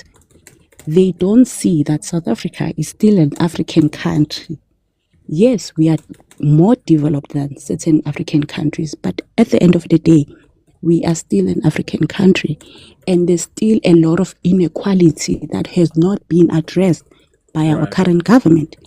There's still a lot of issues, like with the previous speaker said, there's still a lot of issues. We still have apartheid systems that are still operating in South Africa. For an example, when illegal immigrants come into South Africa, they don't go and live in the neighborhood of Julius. They don't go to your middle class areas. They come into communities where the poorest of the poor, where there is scarce why does it keep on breaking up when you say the end of the sentences? I always make this example because I feel like it's the best example to when make. you say the end of your sentence. I don't know why that is. Like, sorry? Okay. Really? I think that's. I don't know. Maybe it's because we are taught to pause when we after saying something. No, I think it was like towards the end of. Anyway, go on. Let me see. Okay, you'll tell me if it does that thing again. Yep. So, for example, I lost my train of thought. But yeah, for example, when illegal immigrants come in, they go to poor communities. So, let's say on a daily basis, a person eats 3 meals a day, but a poor person does not eat 3 meals a day. They eat 1 meal a day, and it's a piece of bread, a slice of bread. Right. When an illegal immigrant comes in, they come into a community where the poor person has to be forced to share that one slice of bread. Right. So now, there's certain work, there's certain industries that should be reserved for poor people, should be reserved for the lower level people, like cleaning, like gardening, like maybe a cashier in a superstore, like a domestic worker, where a helper, what you would call a helper in the house. They come in and they take those jobs because, let's say, South African, we have what we call a minimum wage. In South Africa, we have the best labor laws in the world. So you feel like those people kind of exploit the like, I don't know, the underbelly of society. If you don't mind, maybe I should do it more like Q&A so we can get a bit more concision in our conversation. What would you say to people that would say that would say something like, in a world in which South Africa's system, let's say like in terms of how stuff works, like upward mobility or that kind of stuff, if it was much better, then you wouldn't really have as much of these problems, because a lot of these people that are, South African born. Yeah. What would you say? I guess that argument would put the onus more on the government to actually improve the living conditions, right, as opposed to illegal immigration. The legal standard of South Africans. Right, exactly. Yeah. So what would you say to people that say that and say like you're focusing wrongly on immigration when that only accounts for a very small part of the problem? But it's a problem that's affecting millions. So it's a problem we cannot ignore. Right. For an example, in America, right? Because this is what they think. They put at the standard of Americans, where there's certain jobs Americans cannot do. They will not do them. Like maybe cleaning and picking fruit. Those are jobs that Mexicans or other immigrants, they come in and do them. In South Africa, we don't have that system where we can say these are jobs that can be done by migrants. Right. Because we have poor people, or we have people who are uneducated who should be filling those jobs. So now what are you creating? You are creating a lot of anger. Right. You are creating, I always say our poor of the poorest they are a ticking time bomb. Right. Because they are not being listened to. They are hungry. And there's a saying in Zulu, a proverb in Zulu that says, "Indlala ibanga ulaga." It says, hunger makes you angry. So, we have that in English as well, by the way. You are, and then, oh, that's good. So, you are poor. The government not listening to you. You are hungry. And then you rope in somebody who comes in from another country and you are being forced to share your space with him. Right. And you will find a lot of people saying, oh, why are you not going after the whiteys? And I always say, illegal immigrants have become a buffer zone between the poor people and our government and the system. Because in South Africa, we live under a capitalist system, right? Yep. It's there to exploit people, right? So now, this capitalist system, it thrives on illegal immigration. It thrives on exploitation. So now, you have South Africans who have these amazing labor laws where I cannot just say to somebody, don't come to work tomorrow, you're fired. There's due process that I need to follow, and there's minimum wage. So a capitalist system, of course, is going to allow these immigrants to come in, and it's going to hire them because they can exploit them. They can work 7 days a week without, getting a break. They can work for way less than what the minimum wage has been set. Yeah, So I mean, that is a very, yeah, you've heard the argument even in Western countries about, it's like a leftist argument against immigration or illegal immigration, which is like, it creates that underclass that continues to, lower the standards for everyone, and it's much more difficult for you to bargain when you have that kind of situation. Okay, fair enough. I heard that position. Let me get Califo. No, let me say it properly. Califo. There you go. Sir. Is that good enough? Calipo. Oh, I thought the PH Calipo, was like enough. Calipo. Okay, so he's not PH like f. Okay. Calipo. How are you? No, it's just Po. It's just Po. Okay, fair enough. Good, how are you, sir? I'm not bad at all. I'm not bad. Oh, thank you, Duga, for sharing. I've been asking people to share the live. Share the live, needless to say. And if you're not following me already, make sure you do that. How are you? I'm guessing you live in South Africa? I'm good. I'm South African, yes. What part of South Africa do you live in, if you don't mind me asking? I'm currently in Gauteng, Pretoria. Pretoria, nice. Okay. And what would you say? How would you describe? Yeah. How would you say? How would you describe what's going on right now, presently? Well, today was the 30th of June, right? So everyone was waiting for this day, and a lot of people were waiting to see what's going to happen. Right. And my feeling is a lot of Africans in Africa, a lot of Africans were waiting to see, or at least were waiting to see the worst. Right. They were hoping to see South Africans being violent, being actually xenophobic, like beating Africans, migrants, just being out of control. Yep. And unfortunately for them, I guess it did not happen like that. So for me, I'm actually happy that it was a successful march. People wanted to actually go out on the streets and voice out their frustrations. Just let the government know how they feel. Right. So, but because of our history as South Africans, and especially as I am a Zulu person, right? Yep. And this whole movement of like migration and all that, the media has tended to focus on more like the Zulu tribe being violent and known for like being like out of control, all they know is violence. So I they were I expecting. didn't know that historical context, I'll be honest. But yeah, thank you for letting me know. I didn't know that that was a perception or something. I mean, yes, I mean, yeah, because that is what us as South Africans we're experiencing it in South Africa. Like the media is actually trying to portray it as like, oh, it's just a vigilante group of a certain particular tribe or class, right? So I'm quite happy that there was no violent, there was no looting, there was like, none of that negative stuff, right? Because the main point is, as South Africans, whatever tribe you are, right? Our main goal was to just let our voices be heard to the government. You know, just gather in numbers on the streets. Oh, did you join the protest? Be heard.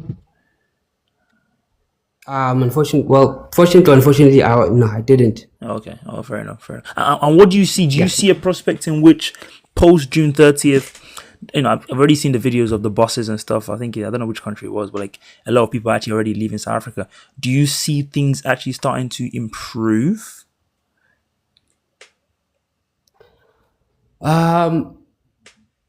Improve in terms of what? In terms of government legislatures or like discourse or laws being put in place. I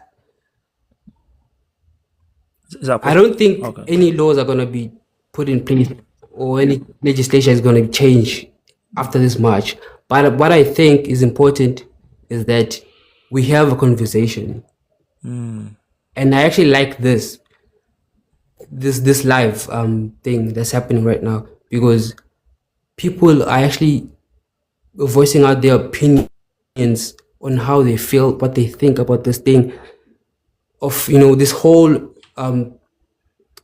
like this whole conversation about xenophobic. South Africans are being xenophobic, and are they actually being xenophobic, or it's just South Africans trying to voice out their frustrations, right? So I'm actually glad that we're having this opportunity to speak about these things, right? No. I'm not sure where you're from. Are you from like? I'm Nigerian. I live somewhere in Africa. Yeah, I'm Nigerian. Oh, you're Nigerian. Yeah. You live in Africa. Yeah. So let me just ask you this: were you born and raised in the UK, or? No, I was born in Nigeria. I moved to the UK when I was quite young. Are you quite young? Okay. Yeah. Because, you know, I've been watching some videos on TikTok, right? And I've noticed that some other Nigerians, well, not necessarily Nigerians, but African countries, African people, right? They tend to just jump on this bandwagon of, oh, South Africa is xenophobia. South Africa is xenophobic, you know, without actually doing their research, you know? Yeah, I mean, a lot of people, like individuals. Yeah, thank you for joining me. I really appreciate you sharing. So I want to bring a couple more people in here. I'm going to try and wrap up by 11 p.m. I'm really hungry. I've only had one meal today. But growth of What in World Radio comes first, which is why I've jettisoned my food ideas and I've come to speak to my fellow African people just to understand what's going on. I can see Ra and Hydro Worldwide. Sorry, something's not right. Oh, sorry, that's my Google Home. Sorry, let me unplug it. It's been so far a very enriching conversation. I think I've really enjoyed it. If you are someone that's not following me already, I hope you've enjoyed it. I hope you try to follow me off the back of that, because you feel like you've really enjoyed and, you know, learnt from the conversation going on right now. Jason, how are you? I'm good, sir. How are you? I'm not bad at all, man. I'm not bad at all. Thank you for joining me. Do you live in South Africa?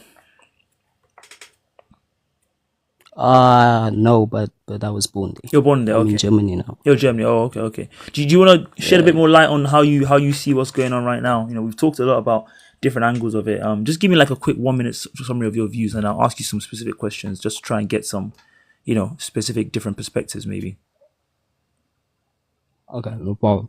I think a lot is going on in South Africa. Like, a lot. So I think we are South Africans, right? And what we are standing for doesn't remove the fact that we are also Africans. And that's something that people are not understanding or trying to understand. Right. That what South Africans are doing, it's actually a matter of like standing for their country and fighting for what is right for the people. Understand? And the xenophobic propaganda, it's not true. It's false propaganda, false news. You understand? There's no xenophobic in a country that is trying to fix itself. Right. Understand? And stand for its people, stand for the generation that is coming. So you think it's quite a nationalist movement, like just one that's rooted in a love for the country. Okay. Interesting. It's a national movement. Okay. Do you see a prospect for? Sorry, go on. I cut you off. I'll let you go. My bad.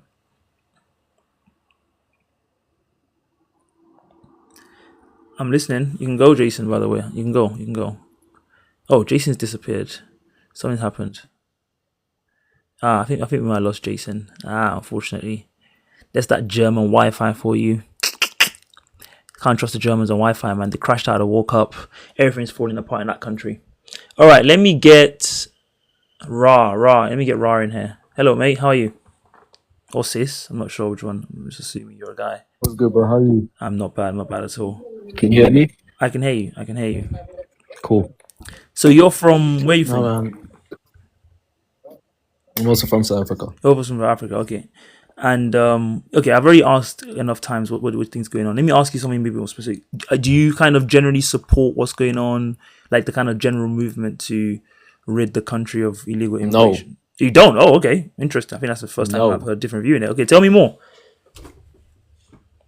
So I think what this whole thing has proved to us, right, is that, and it was really surprising for me, especially as a South African, especially because, we just got free of, racial segregation, apartheid, like what, 30 years ago, 40 years ago, right? Yeah.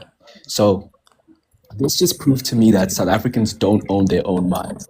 Okay. Right? They don't actually have a sovereignty over their brains, right? And it was shocking for me because we've watched as the USA use the same tactics to mobilize white people against Mexican people, right? We watched as they used the same rhetoric to mobilize white British people against Arab people and African people, right? And now we're doing it the same in Africa, right? And it was just interesting to me because it's like, again, you can sort of understand it from where not understand it per se, but it's like you can understand why a white person would easily cling to these sort of narratives, right? Because it's easy to other somebody that doesn't look like you directly, but you see in Africa, you see in South Africa with what's going on now, it's like you're othering people based on how they look as well, right? And it's like we're all African, and it's now, I don't know if you saw recently, but a 19-year-old boy died because they claimed he looked foreign. Oh, I haven't heard about that. So it's like we've basically spearheaded ourselves into eugenics, and we're a Black African country, right? Right. Not to mention that the people that are pushing this, right? So one of the biggest ones, right? Her name is Jacinta. She's on Twitter. She's been tweeting about Nigerians, calling them monkeys, calling other Black African monkeys, saying these other people who even live in our country don't even look African and things like that, right? So and it's they don't look South African specifically, right? Right. And that now we're even turning on our own people. I just think, but most of all, what I'm trying to say is that's just my assessment of what's been going on, what we can see the effects of. Luyanda wants to I think someone wants to come up to disagree with you, so brace yourself. Okay. Well, they can disagree when I'm finished. They can disagree when I'm finished. All right, right? you're gone. So, but most of all, the most important part of what I'm trying to say is that it is so clearly an attempt by that blue and white country in the Middle East to discredit South Africa and ruin our relations with the rest of Africa, right? To ruin our relations with the rest of Africa and the world to destabilize us, to, you know what I'm saying, to try and they do this all the time, to try and, you know, basically pull a rug from under the country and take control over their politics. They do this all the time. It's proven in the history books all the time. Now it's interesting because for us, we've been through this before. They do this every 3 to 5 years, right? But but what's worrying about it right now is because social media. And I mean, you have the richest guy in the world who owns one of the biggest social media apps. You know what I'm saying? Like that's where it gets a little bit worrying. Things like that. Yeah, you know the So angle. no, I don't think. So again, yeah, I'll let you finish. go ahead. Yeah, no, I'll let you finish. I'll let you finish. So go on. No, please go ahead. Please go ahead. I was just about to say. I need to let my brain chill. No worries. I was just about to say Leander, I can see you have your hand up. Just give me about a minute or so to just kind of summarize this, because what Raj just mentioned around the foreign angle. Whoa, sorry, my bad. Can I say one thing? Yeah, please. Because people think that this thing is funny, right? And also, and it's like, I love my African brothers and sisters, but if you're Nigerian in this chat, I don't want to hear, or Ghanaian, I don't want to hear you say anything about, oh, your country's owned by white people, blah, blah, blah. Because no, like, again, I'm not trying to be funny, but it's like, your country's owned by BP, your country's owned by Shell, your country's owned by the US. Like, okay, not owned per se, but it's like they have huge influence and control over your economy. So I really don't want to hear anything like that, because not only is it hugely offensive, you know, to South Africans in general, and what you know our people have fought for, it's like, it's also just not true. And also, if you really want to play that game, we can play that game. I promise you. Just because you don't see white people everywhere in your country doesn't mean they're not sitting in a boardroom discussing where your economy goes next. Stop playing that game. It's just, especially as Africans, you'll never win. You know what I'm saying? Okay. Yeah, I hear it. Someone said you're radicalized by Malema. I actually don't know what his views are, Malema. He seems like he's a socialist guy. But anyway, that's not the point. The angle you brought up, Ra, for those that just came in, I even follow. Ra was talking about the fact that the hidden hand of that man in the Middle East and his people are behind it, the blue and white country. And it's funny because I saw a video before I came on live, so a girl talking about this, and initially I was kind of like, that sounds a bit ridiculous. But now I'm thinking about what's happening in the UK. We literally have a guy in the UK called Tommy Robinson who's flown to Israel several times. It's open policy that what Israel is trying to do right now, at least in the West anyway, maybe in like, you know, in the US and the UK, is push this whole us versus them strategy. Now they're doing that in our country with Muslims. Yes. So like every time a Muslim, they hype, you know, Muslim people are the only people that ever committed crimes in the history of the country. This is what it seems like. And that's a deliberate strategy of the Israelis to try and otherize these people and say, basically, you know, we alongside the West represent some Judeo-Christian, I hate that fucking phrase so much, Judeo-Christian alliance, and all these other people that are not in it are part of that. So I hadn't reflected properly on the fact that it is plausible that they are kind of mad at you for what you did in, you know, when you brought the case against them. And maybe this is something, I was trying to look into this lady and see maybe any suspicious funding activities she's been taking, or maybe she's made any trips to Tel Aviv, but I haven't been able to see that, so I'm not going to accuse her of that kind of situation. But I do have Leander on the stage. I think she wants to push back against some of the things you said, Ra. So Leander, are you with me? Sorry, AJ. I think I have a network problem, but I'll try to speak as quick as I can, as fast as I can. Sorry. No worries.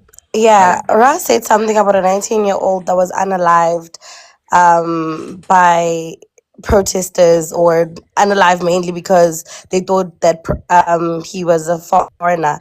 Well, that's a lie. That's actually a lie, and it was confirmed on the news that he was actually trespassing in someone else's shack or something where they lived in Cape Town. And he was not unalive, but any march and march protesters. Sure. It was confirmed on the news. I'm looking it up now. I'm looking it up now. I'm always slow down. I'm on the South African government news agency. And it was, I don't know how true that is, but it says they've arrested a suspect in the alleged unaliving of 19-year-old Namulo Sambo in Western Cape. Is that the one you're talking about? Nhlamulo. See, I thought it was the click. I knew NH is the click. I didn't want to ask because I feel like it would have sounded disrespectful. But I knew it. I knew NH is the click. Damn it. I feel silly. It doesn't mean I can do it, though, Yeah, but I am aware. it was confirmed on the news that he was stealing. And please tell me which protest happens at 2 a.m. or 3 a.m. in the morning. Initial reports claim that Sambo was targeted during protests against illegal migration. However, police have confirmed that there is no evidence linking his death to tribalism, xenophobia, anti-immigration protests, or his identity as a. It's not Songa's not a click, is it? It's just Songa. Songa. No, okay, I don't know. It doesn't matter. They were found confrontation. Why did Ron leave now? Why did he leave? No, he might. Maybe. Why did he leave? Maybe he left by accident. I'm not done. Okay, I'm listening. Songa. Okay, go on. Continue. Okay, and he also spoke about Jacinda's tweets. And he also spoke about Jacinda's tweets. It was confirmed by Grok on Twitter that is a lie. That those tweets were forged. That was AI. Oh, really? So it's so crazy that people, yes, it was confirmed on Twitter. Oh, okay. So it actually shows that people actually push and hold on to the propaganda that is spread about our country. I think that, someone said it was tweets. I'm just reading a news article here from, I think Jacinta's quoted here, where she says, we condemn attacks, looting and violence. I say this all the time. Those involved should be arrested because they are opportunists using our cause and our name for criminal activity. He said something about Jacinta calling Nigerians monkeys. Yes, he did mention that. He said that. Yes, that's what I was referring to. That was a lie, and it was confirmed that those were generated by AI. Okay, fair enough. Okay. That's all I wanted to clarify, because I feel like, because I think Lita and Nonto really represented us well. So I didn't see the need to come up. But as soon as Ra came on and started talking about the propaganda that is being pushed about SA, and the fact that he's from SA and still believes such things is crazy to me. He's out of touch with reality. He's the guy from the burbs. He probably doesn't even have family in the township. He has never used any public health or public schools in his life. He's been in private schools all in his life. Private hospitals you all don't in know his that. life. You don't know he that. won't understand. You don't know that. You don't know the man. I'm telling you, I know that accent. I know that accent. Okay. I know it. don't So know. I'm telling you. Okay. Okay, I'm telling you, he's out of touch with reality and what is happening in our country. Or he's probably an EFF minion. Okay, he's not. Rose is kind of right. He's not here to actually defend himself. kind of So right. again, I'm not gonna. I can't. I don't know. I'm just trying to provide. Because he ran. As soon as I debunked him, he ran. Maybe his connection cut off. I don't know. Okay, all right. But yeah, thank you. No worries. Thank you, Thank you AJ, so much. for Really allowing me to join the live. This is beautiful. No worries. Anytime. Thank you so much for educating people. I love it. About what is actually happening in our country. We wish we had more people. Yeah, I really wish we had more people that are like you. People that. Oh, you're breaking up. Oh, Leander's breaking up. Objective and that want to hear what we actually have to say. Thank you so much. No worries. Really appreciate it. Thank you. Hopefully, I'll see you next time in another conversation. I also try and do social conversations, men and women, whatever's going on, whatever's going on in the world. So, yeah, hopefully, I'll see you for future conversations as well. All right. Hydro Worldwide. It's 11:10, so I will log off soon because I'm quite hungry. But let me hear what Hydro Worldwide has to say, and then I pronounced the name earlier. I'm not gonna butcher it this time. Right. How are you, mate? And then Dick Lady as well, and then I'm good. And yourself, AJ? I'm not bad at all, mate. I'm not bad at all. Talk to me. Here's the problem that I have specifically when it comes to this issue. From our African brothers and sisters, they have this. What about the YTs, right? And if we're gonna play that game, cool. Let's play the what about. My what abouts are, let's speak about the atrocities that they're doing in this country. I'm going to give you practical lived examples. One, we're going to speak about Nigerians and pushing powder. There's a show called Sizoktola, meaning we'll find you. I can guarantee you that over 90% of the people who are found on that show are Nigerian and other African countries. Right. Number two, in the hospitality industry, being hotels, restaurants, Zimbabwean nationals have not only pushed out South Africans, but once they get a managerial position, they threaten the jobs of South Africans, making them pay a protection fee. Wow. And some managers are basically persuading the South African ladies to sleep with them in order for them to keep their jobs. I'm sure you'd say that's more of a anecdotal. That's not like a country specific thing, right? Like it's not because they're doing that. They're not doing that because they're Zimbabwe, right? These are just bad people who clearly are not the most upstanding citizens of any country, I imagine. But then these are not isolated incidents, my friend. These are happening in every restaurant in South Africa. Literally, I mean that seems seems a bit literally that seems a bit of a stretch. So you think literally? Trust me. I have a friend of mine who's in the comment section, Vonye. He's a chef. Right. Professional, qualified chef. I can bet you he cannot be hired in a restaurant because Zimbabweans are sitting in the back there with no qualifications and they're cooking the food. And when Vonye, if he ever gets an opportunity to be a cook there at the back, they're gonna make his life a living hell. Okay, right. So you're saying there's some kind of like almost domination of like by foreign people. Is that what you're saying? That's becoming more endemic. Is that what you're Yes, and also they have this thing that they call us supposedly lazy because we follow the labor laws and we fight for labor laws because those who came before us fought for these labor laws to be existent. So there is no way I'm going to let you trump all over my grandfather's hard work who fought for his minimum wage, for you to come in and accept less than. Do you understand? Right. So okay. So what people need to understand, especially our African brothers, there are rules and laws, and if you don't follow them, you can have a problem. Let's speak about the Malawians. Sound like a mafia boss when you see that. You're gonna have a problem. That's kind of funny. Definitely. So the Malawians that were in KZN, one of them who was being repatriated was found to have had a case in South Africa of graping a minor. He was using the repatriation as an escape to flee. Right. So these are the people that they want us to integrate with in our societies. We have a spaza shop mafia in South Africa. Muzi was kidnapped for trying to start a spaza shop. What is spaza? I'm so sorry. I got asked this. What is spaza? Is spaza like just like selling like little things like sweets and all these things or what? It's like a little convenience store. Oh, convenience. Okay. I was like spaza. I've never heard this word. What does spaza translate to?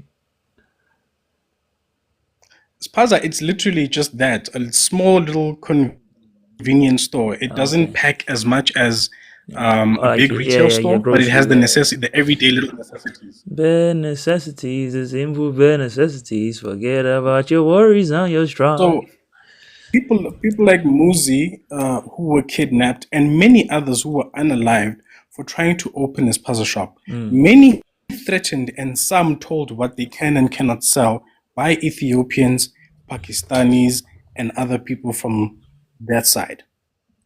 That side. So how are we supposed to integrate and work with these people if these are their behaviors? Because seemingly our African brothers are ignoring these behaviors.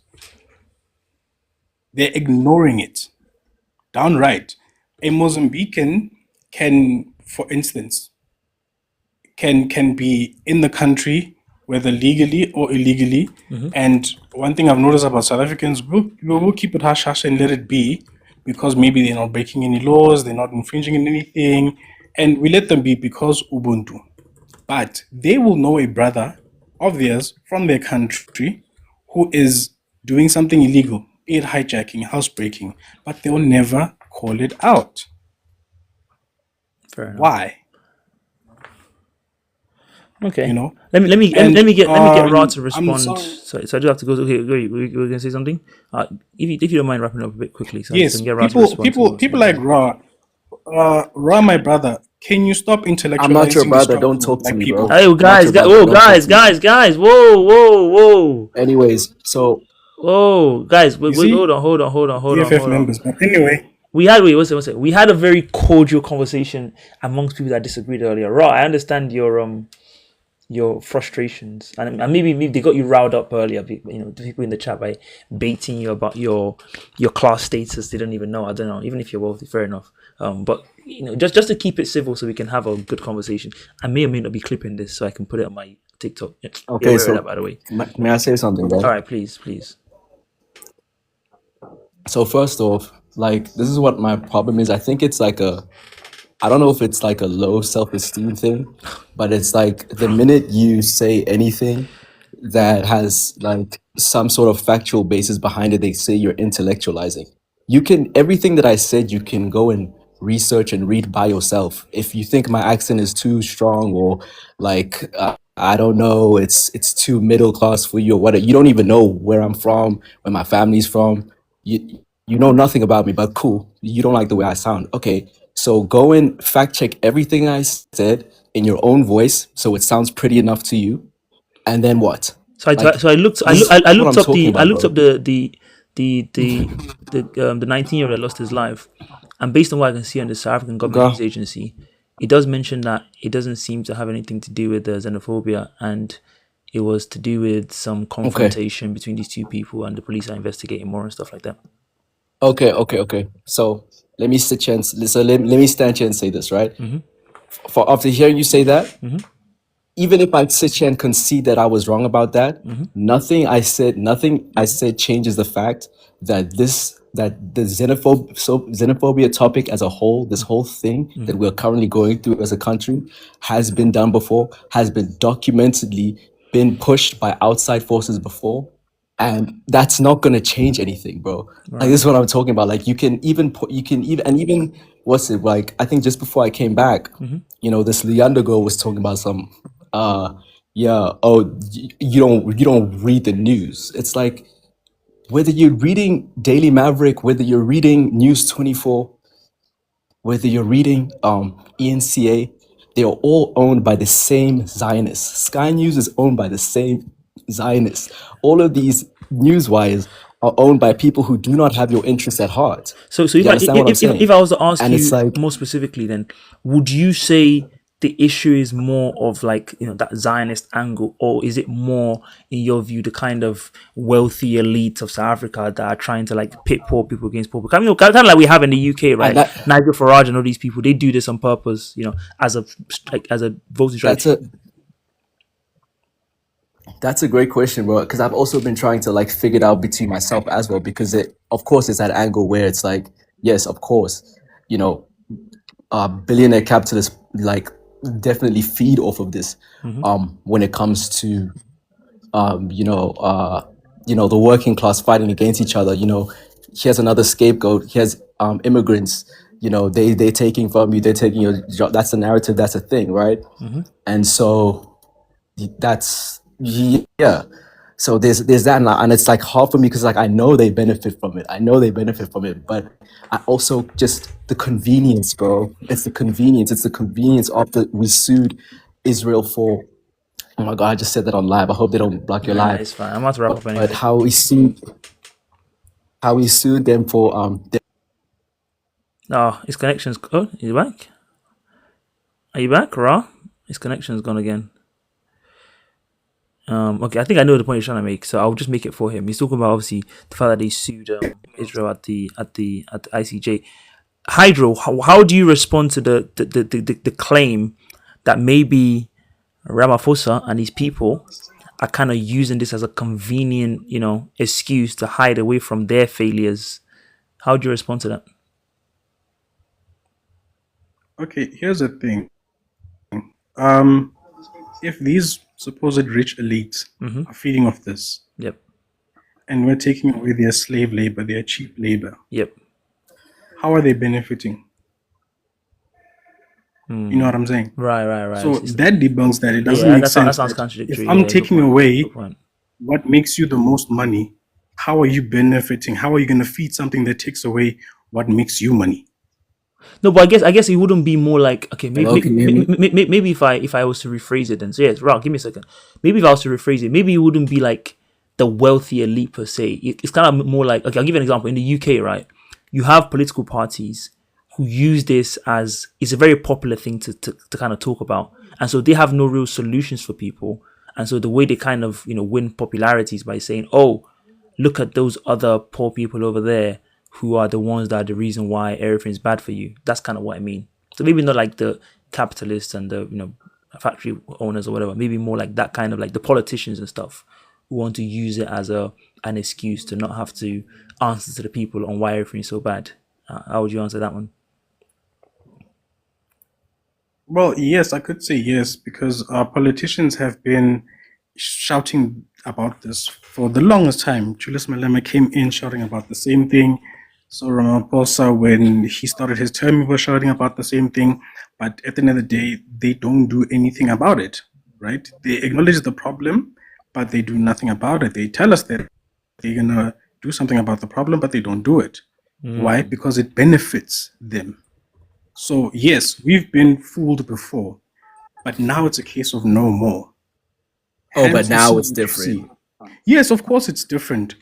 Okay. Wait, so you're admitting that like before they have been exploiting it, but you think it's different now? Is that what you're saying? Sorry, just to clarify and understand. Yes, because the supposed sheep have woken up. They've had enough. Bullshit. Like, come on, the supposed bro. sheep have woken up. And here's the thing, Ra. If you have solutions for the YT people who are illegal and the ones who are doing this, that, and such in white neighborhoods, how about you go fight the battle and we fight the battle this side? How about you start your movement and get them out of Cape Town over that side, and we will do what we do on this side? Because all you guys do is critique. You straw manning me because I never said anything about whites. Besides critiquing, I never said anything about whites. I don't know what you're talking about. You guys are typing think pieces on Twitter. What do you? I don't even have Twitter. What are you talking about? There's no real solutions. You don't even have a solution yourself. Anything about the problems of supposedly white people? As you guys said yourself, nothing changed after the marches. So what's going on? What are you talking about? Nothing has changed. What are you talking You've about? Assumed I'm a Twitter. You've assumed I'm a Twitter type. You don't even know what. Lacko just said 4,800 people who are South African have just been employed by the removal of illegal immigrants who have been working. Okay. Where was that reported? Sorry. Search LACO, LACO in South Africa. LACO. It's sort of like a union of sorts. Union. They have removed a lot of illegal immigrants who were working in various places in factories. LACO. Is that what you said? Yes. Yeah. I don't see anything about it. Let me just go on news. LACO Union, I don't know, employment or something. Let me just see if I can find it. No, I don't see anything here. I don't see anything. Who's not South African? Oh, LACO claims to have placed. Oh, let me see. MSN tweeted about this. Let me see if I think they might be checking into it to see. Pressure group LACO estimates blah blah blah since the pressure demanded. Okay. I see the story now. They claimed it. Okay, and they pledged to be replaced by locals. Blah blah. Okay, sorry, Ra. I'll let you respond to what Hydro's just said. Then again, let's try and keep it respectful, guys. I know it's an emotional issue, but let's try and keep it. We're having a good conversation so far. Let's try and keep it that way. I'm just confused because it's like, okay, so the people have woken up now. Okay. So when immigrants are gone and then like they choose the next group to beat down again, are they gonna wake up again and then that's the right group, right? And then they're gonna find the next group to beat down on and then that's the right group. Everybody's woken up. And then it's the gay people's turn. Yes, finally, we had the gay people. Finally, it's them that are causing the problems. The men are weak because there's gay people. Now it's like we're just gonna do this over and over again until the country's swept from under our feet and then all we have to say left is to say, I told you so. Is that it? Okay, so Hydro, Like, bro, come on. I guess. Okay, when it comes to when it comes to that, what one thing you need to understand is that when we are done with this fight, then we'll deal with the real issues of No, corruption. we won't. Of says who? No, we won't. Says the last 20 years of the country. What are we talking about? The past We've 20 years in this country, we've been through this we have exact. never No, no, had no. such leadership. Hydro. Let's be We've honest. been Be through honest with this yourself. If you exact actually same are thing. South African and been living in South Africa, you'll understand that what Jacinta and Upageli Mtarati have been doing, we've never had such leadership on the ground, have we? Or people have just been going lawless, and that's how unalivings happened. There was no leadership. So you believe that it's Yes or no? it's very possible that Jacinta's leadership is gonna transform from. You don't think she's a Yes, I do want to eat. You don't think she's a single issue person. You think she's gonna go from, it's more of a social justice movement, and this is the start of it. Is that how you see it, Hydro? Yes, it is. That's how it's going to start, because you cannot deal with all problems at the same time, right? You deal with the first immediate problem that affects the majority, and what affects the majority at this point. So and do you genuinely It's think it's illegal immigration? Fair enough. Do you genuinely think that? And he genuinely thinks less than 1% of the population affects the majority of South Africa and their ability to get jobs. That's what we're working with right now.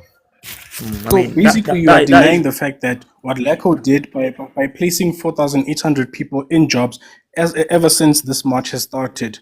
You are telling me that that it's what is it? I would say Hydro. I would say though, based on what you just said, if you're talking about what affects the majority of people, I would imagine the unequitable economic situation with what affects most people. No, like the fact that you have a system that is this, unfair, that doesn't really work. It seems like if you have these kind of youth employment numbers, I would push back on that and say that seems like that's a more pressing issue than the illegal immigration, just based on the numbers. If what you're saying is that we have to go where tackle the biggest problem, as consultants would want to do, the biggest problem seems to be like this system is fundamentally unequal, right? No.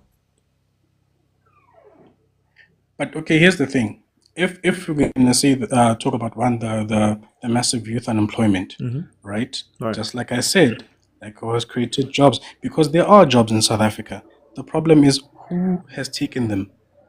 So you think in a world in which you think in a world in which all the illegal immigrants left tomorrow, there will be enough jobs to overcome this? What's the youth and unemployment numbers? I know it's something dramatic. I don't want to misquote it, but you think there'll be enough jobs if all the illegal immigrants leave tomorrow for those people? 60%. Yes, there will be a huge change because really, you think 60% unemployment is going to be achieved? Let me tell you about the. Even in the UK, we don't have. Let me tell you about how the jobs were in South Africa before the influx. Let me tell you how the jobs were before the influx of illegal immigrants. Varsity students used to work in the restaurants. We all knew that, right? The jobs that are now taken by the illegal immigrants were mostly reserved for people who could not or did not finish school. The ones that they call uneducated, right? And then we have the upper middle class who are educated and were getting better pay, better jobs, this, that, and the third. So there was a balance in that sense. Everybody had a role, everybody had a thing to do. Right. Now they come in as cheap labor, overtake, replace South Africans. South Africans are back home on the streets. Then what happens? Crime. Right. So you understand that this is a whole domino effect that if it can go in reverse. I mean, let's remove from the outside looking in. We can't remove what's in front of us first. Right. From the outside looking in, I guess I'm hoping everything continues to improve for your country. I'm just reminded by someone in the chat about the UK, and when we had the conversation about the UK leaving the EU, a lot of it was centered around what you're describing now. A lot of the arguments people were making was around, the fact that we have too many immigrants. We were going to have more. I think back then, Polish immigrants and the Romanians were the ones that everyone was really angry about. Again, maybe the UK is a different situation because the UK is actually an older population, so they actually didn't need immigration. I guess you guys would say you're actually a very young population, so maybe you don't need immigration the same way the UK does. So those are differences in the situation. All right. Thank you so much to you both for joining. Really, really appreciate it. It's 11:30 now, and I'm very hungry. So I'm gonna do a quick summary and I'll wrap up. Thank you to everyone that just joined. Ra, I really appreciate you sticking it out, being brave. You have your opinions. I love people that have their opinionated about this. Say some people disagree, some people agree. It is what it is. So well done to you for sharing your thoughts and expressing how you feel. All right. Yes, bro. You stay good. Yes. Thank you to Leander, keeping my chat reactive. Mala. Have I pronounced your name? No, I can't. Did I pronounce it correctly? Mala. Damn it. I think I did my best. Litha. Dicka Lady. Nonto from earlier as well. Shout out to the 57 people still left in here. Oh, we're doing really well. As a reminder, this is What in the World Radio, and I'm really trying to grow this as a community, as a movement. I'm not gonna let it go. Give me time. Give me 10 more pronunciations and I'll get there. I'm trying to grow this as a community, so I have a Discord link in my bio. If you guys want to join that, you can lob in conversational topics that you want to talk about. I go live as often as I can. I think I've been live Sunday, Monday, Tuesday. Usually Sunday are my set days, 2 p.m. I'm going to do that, but things are happening very fast in the world, and there's always a need to talk about it. So yeah, I had a feeling it had clicks. So in as much as stuff happens, I talked about Nigeria yesterday, Lagos. I talked about I talked about South Africa today. We'll see what happens tomorrow. There's something big happening. Actually, tomorrow I'm going to badminton, so I might not be able to come live tomorrow. Unless if I do, I'll probably end up coming on much later, depending on how serious the topic is. If it's not that serious, then I'll just go to Friday. I'll just go live on Friday instead. But please do make sure you follow me if you're not doing so already. Thank you for the follow. I just saw that. Guys, let's keep it nice. Guys, I've seen people calling on people's mums and stuff. Let's keep it nice. Yeah, I really appreciate all your contributions. I think sometimes the spice is what makes it fun. Thank you for the follow, Kidney.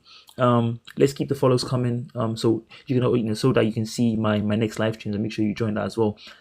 I'm trying to make this like a radio station, so people just call in, something's hot. So imagine like a online radio station where something's going on in the world. I'm going to be on live. You just come and share your opinions about it. I think a lot of us that are not native South Africans, we've learned a lot from listening to people that are from there. What they feel about what's going on, giving us some personal insights. I think someone came in earlier and talked to us about apartheid era and how the men were being forced to go out and protest, and you had mothers trying to protect their sons. I'd never heard about that before, so that is the fantastic insight that I love to get when I do stuff like this. So really, really appreciate Xavier for giving me that insight. Thank you for the gifts. Everyone's sending gifts in now, and start begging for gifts like your favorite creators. Why not? Hydro, all of you, really appreciate you guys joining, and hopefully I'll see you for the next conversation. For sure, I'll see you on Sunday. If I don't see you for Friday, no, actually I'll probably go live on Friday. If not tomorrow, Thursday, not Friday, Thursday. So I haven't decided what the topic is going to be yet, because the world is moving so fast. So who knows what's going to happen then? But if and when that comes, I will see you guys on the next live stream. For Sundays, for sure, I'm going to go live at 2 p.m. So make sure you register for that conversation. It's always going to be a blockbuster. Always quite nice to catch up and do a little weekly review and summary of what's been going on. Hope you guys have enjoyed. Thursdays are tomorrow. Oh, it's already Wednesday over there. Yes. Hope you guys enjoyed the conversation again, and it's actually kind of cool having this is really what I want to do, cultivate audiences in different places like this, having a little South African contingent. I think that's really cool. So hopefully tomorrow we're gonna break into Egypt. I'm not sure how they'll feel about that, but it's always nice to kind of have these different pots of people in these different countries. This is what in the world is meant to be about, keeping it global. A lot of people probably accuse me of being very Eurocentric in my coverage so far. Thank you for the follows, the tour. Thank you for the follow, Groupman.